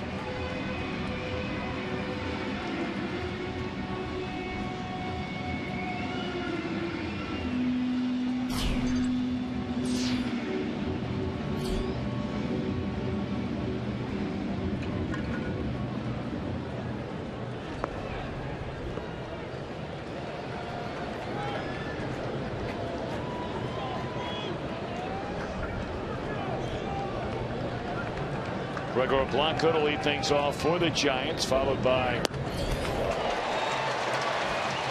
Duffy, who moved over to shortstop, and then McGee, who took over at third.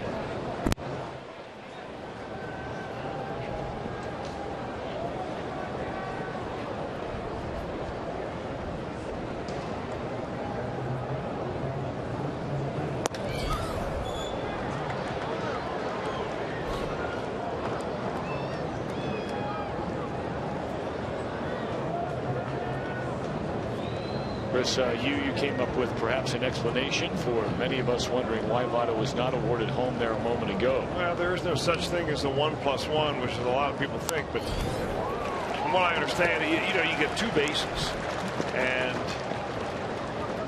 you would have gotten first base on the base hit, and you get maybe 2 bases from there. Is that why he got the third? He was halfway between second and third when the ball went into the camera well out of play. I thought at first that he would be awarded home. Evidently Brian Price got the explanation out there, and he was awarded only third.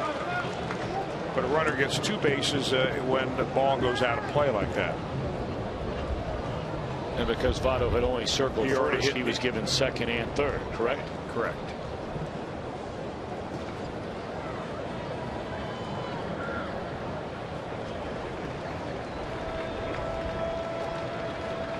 One and 2 on Gregor Blanco, and a slider misses up and away. 2 balls and 2 strikes. Reds will have Bird, Phillips, Bruce, 2 up against, one would assume anyway, the Giants closer, whom we have not seen in this entire series, Santiago Casilla. Dawn swinging on a 100-mile-per-hour fastball is Blanco.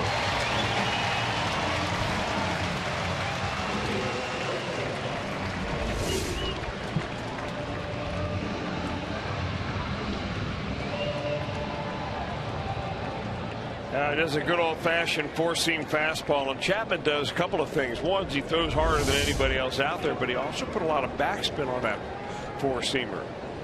So it really doesn't sink very much. That's why you see a lot of hitters swinging underneath that high fastball.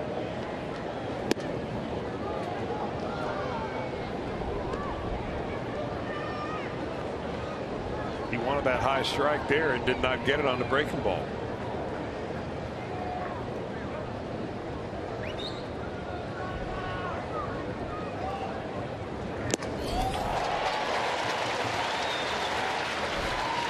It's interesting when you look at this game. Bruce Bochy clearly must pick his spots on games that he looks at. Now, granted, they've been leading by a run or 2 virtually the entire game after blowing a 6-1 lead in the 3rd inning. But I mean, he has gone for the jugular here today in the way he has maneuvered his bullpen. If they bring Casilla into this game, there will only be 1 pitcher left in his bullpen. And bear in mind, he got 3 innings out of his first reliever today, Yusmeiro Petit. Yeah.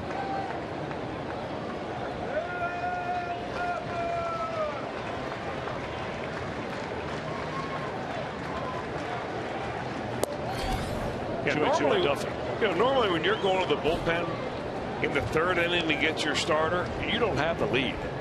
You're getting blown out, and you're just looking for a long man to eat up some innings. That's why he has used so many different pitchers, because he's had to play matchups. Back-to-back strikeouts for Orioles. Nothing new for him.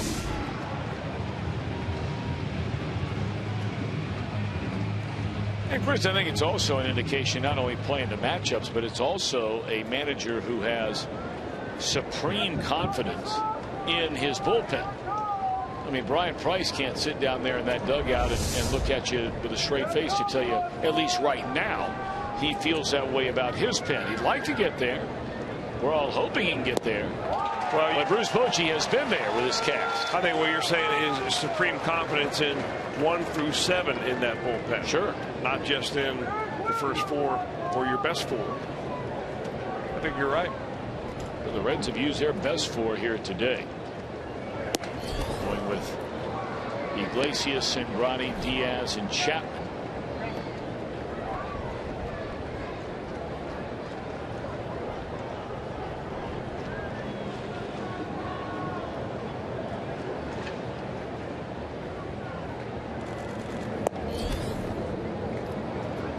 Two and 1 on McGee, who bats for the first time today.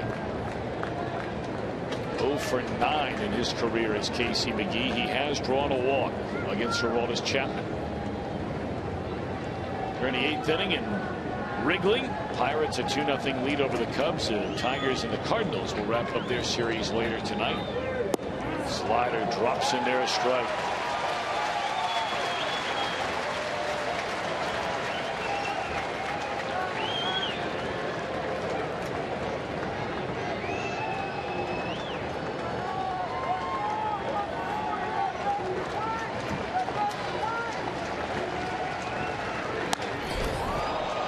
McGee has his first career hit against Aroldis Chapman in 10 at-bats. A 2-out single to right.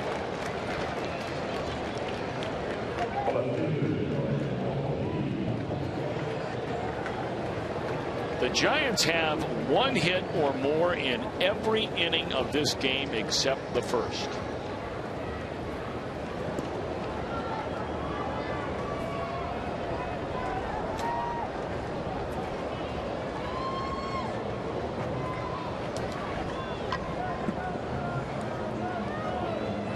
In fact, of the now 21 innings over the last 3 days, the Giants have only gone without a hit, as there's their second hit of the year.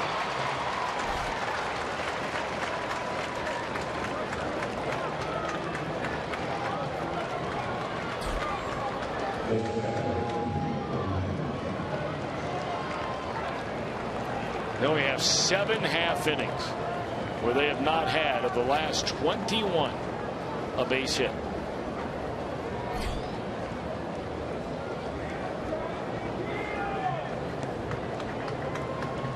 Aoki, we talk about some numbers. That guy's now 3 for 5 against Aroldis Chapman as a left-handed batter. That has to be the best of any left-handed hitter in the league, right? With 5 ABs? Has to be. All right, now Panic. Ball 1.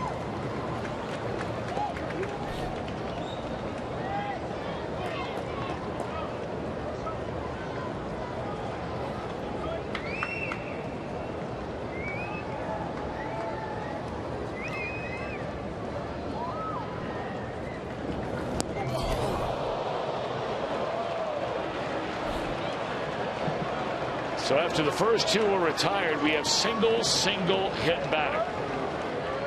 I doubt very much that Buster Posey thought when he saw the first 2 batters go down via the strikeout against Aroldis Chapman that he would be in this inning batting with the bases loaded. But here he is after that hit batter of Joe Panic.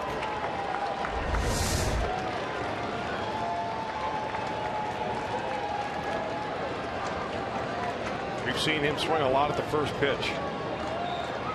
Chapman throws a lot of off speed on the first pitch too. We'll see what he does here with the bases loaded.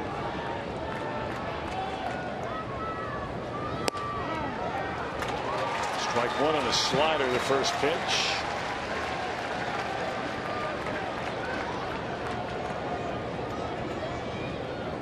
Posey 3 for 6 in his career against Chapman.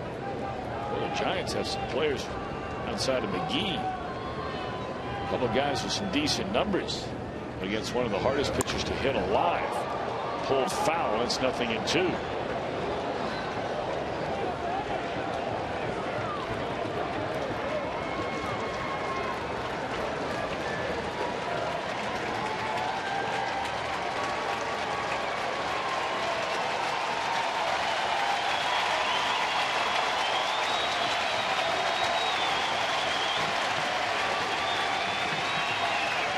Chapman trying to give his team a chance. They're down a run, top of the 9th inning. Giants have them loaded with 2 out. 0-2 on Posey.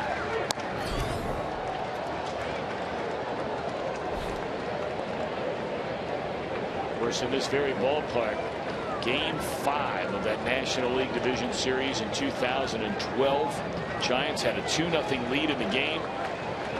Matt Latos on the mound for the Reds.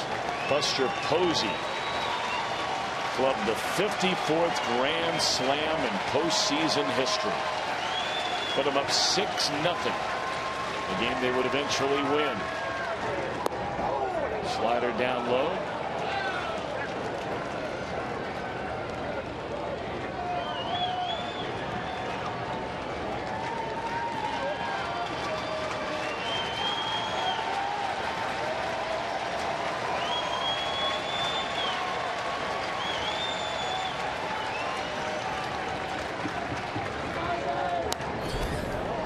good battle here. That fastball up at 102, and somehow Posey got a bat on it to foul it out of play. That's in itself is amazing.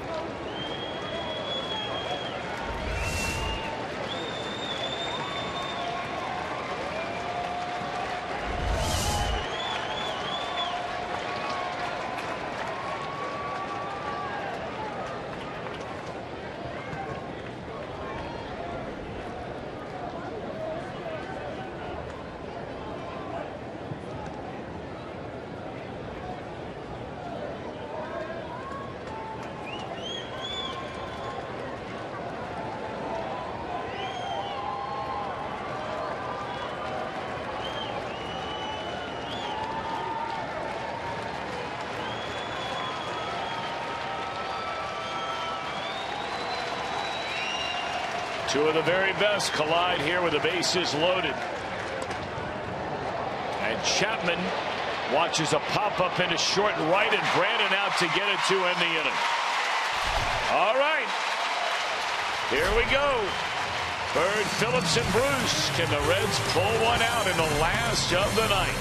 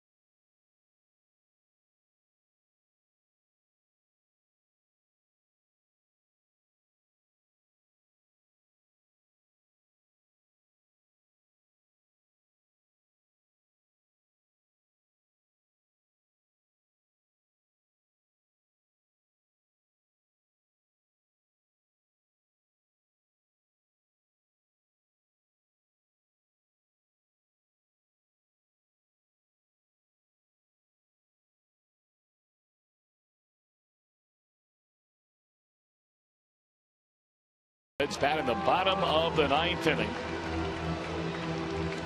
Reds were down a run in the seventh inning. A two-out surprise bunt hit to drive in a run by Nori Aoki. That came against Tony Cingrani. In the bottom of the seventh, the Reds would make it a one-run game on a home run by Jay Bruce. But in the eighth inning, against Jumbo Diaz, Brandon Belt homered for the third consecutive game. Lead went back to 2. Reds took advantage of misplays defensively by the Giants on one single play. Philip Bloop single by Joey Votto got past Aoki. A throwing error by the shortstop Crawford allowed Brian Pena to score all the way from first base, making it a one-run game. So now the Giants will hand the ball for the first time in his 4-game weekend series to their closer, Santiago Casilla. Strong arm right-hander Casilla is. He averages about 94 to 95 miles an hour on his fastball. But he's essentially a two-pitch pitcher. Fastball, slider, or hard curve. So he's blown 2 saves and had a hard time throwing strikes. Has 5 walks. It's a borderline strike on the first pitch to Marlon Bird. 5 walks in 14 innings. Very good numbers for Bird against Casilla. Of course, they flip-flop roles, they being Casilla and the pitcher who got the strikeout of Frazier to end the 8th, Santiago Romo. Santiago used to be the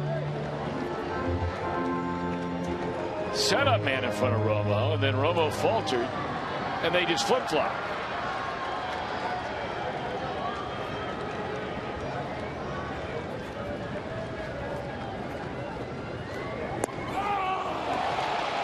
Buckler there, 1 out.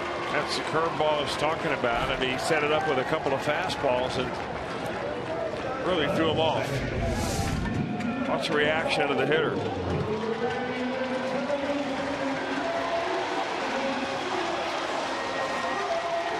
You know, part of that is a little bit just simply a good fortune for Casilla. I don't know if you intentionally want to throw your breaking ball up around the letters. That's part of the reason why it buckled Marlon Byrd, because the last thing he thought he'd see would be a high breaking ball.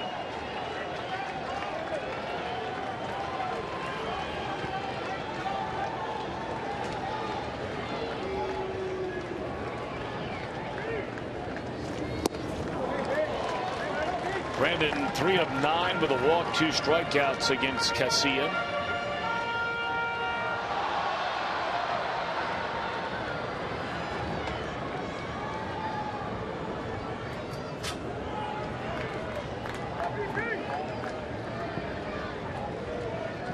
Well, the Reds have had multiple chances in this game to, you know, eventually tie the game. I mean, it's been a 1 or 2 run game ever since the Reds got to 6-5 with a 4-run third. But you look back on that 4-run third, they had scored 3 runs, had the bases loaded with nobody out. They got a sac fly to knock in a run. Brian Price sent up Devin Mesoraco to pinch hit. He popped up. The Reds would not score again until the 5th inning on the home run by Brandon. And by then they were already down 2. And now they're down to their final out. Cozart popped up to the pitcher with 2 on in the 5th. And the tying run at 3rd and the 8th.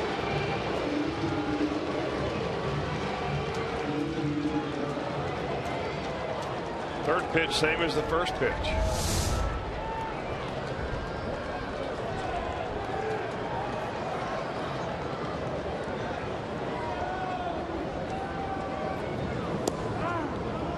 Strike 1 at Jay Bruce. Been a good day for Jay. Good couple of days for Jay. Reds are hoping that that might be a sign of a lot of good days to come.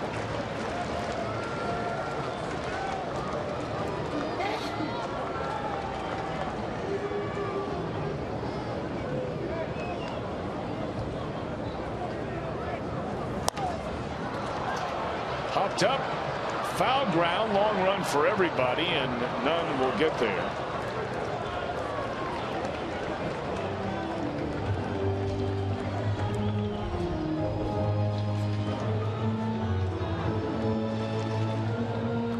Casilla heading to count to Jay Bruce at 0-2. Yeah, and he got there by throwing 2 down and away fastballs, and that's probably where he's going to stay. If you watch Buster Posey behind the plate, I mean, he's really moved off the plate to encourage Casilla. If you're going to miss, don't miss over here. Miss where I am. And that's a pretty good grouping to start right here at the very bottom of right at that strike zone. Curveball here. The fans aside, does Santiago Casilla, and the defending world champion Giants very much look like the champions this weekend. They lost the first game by a single run, and they just absolutely demolished Reds pitching over the last 3 days, especially Brandon Belt. And not homered all year long, homered in 3 consecutive games. Our Miller time moment when he hit that home run, stretching the lead back to 2 in the 8th inning. The Giants win by a final count of 9-8. Reds Live is right around the corner. Reds have an off day tomorrow, back in Kansas City on Tuesday night.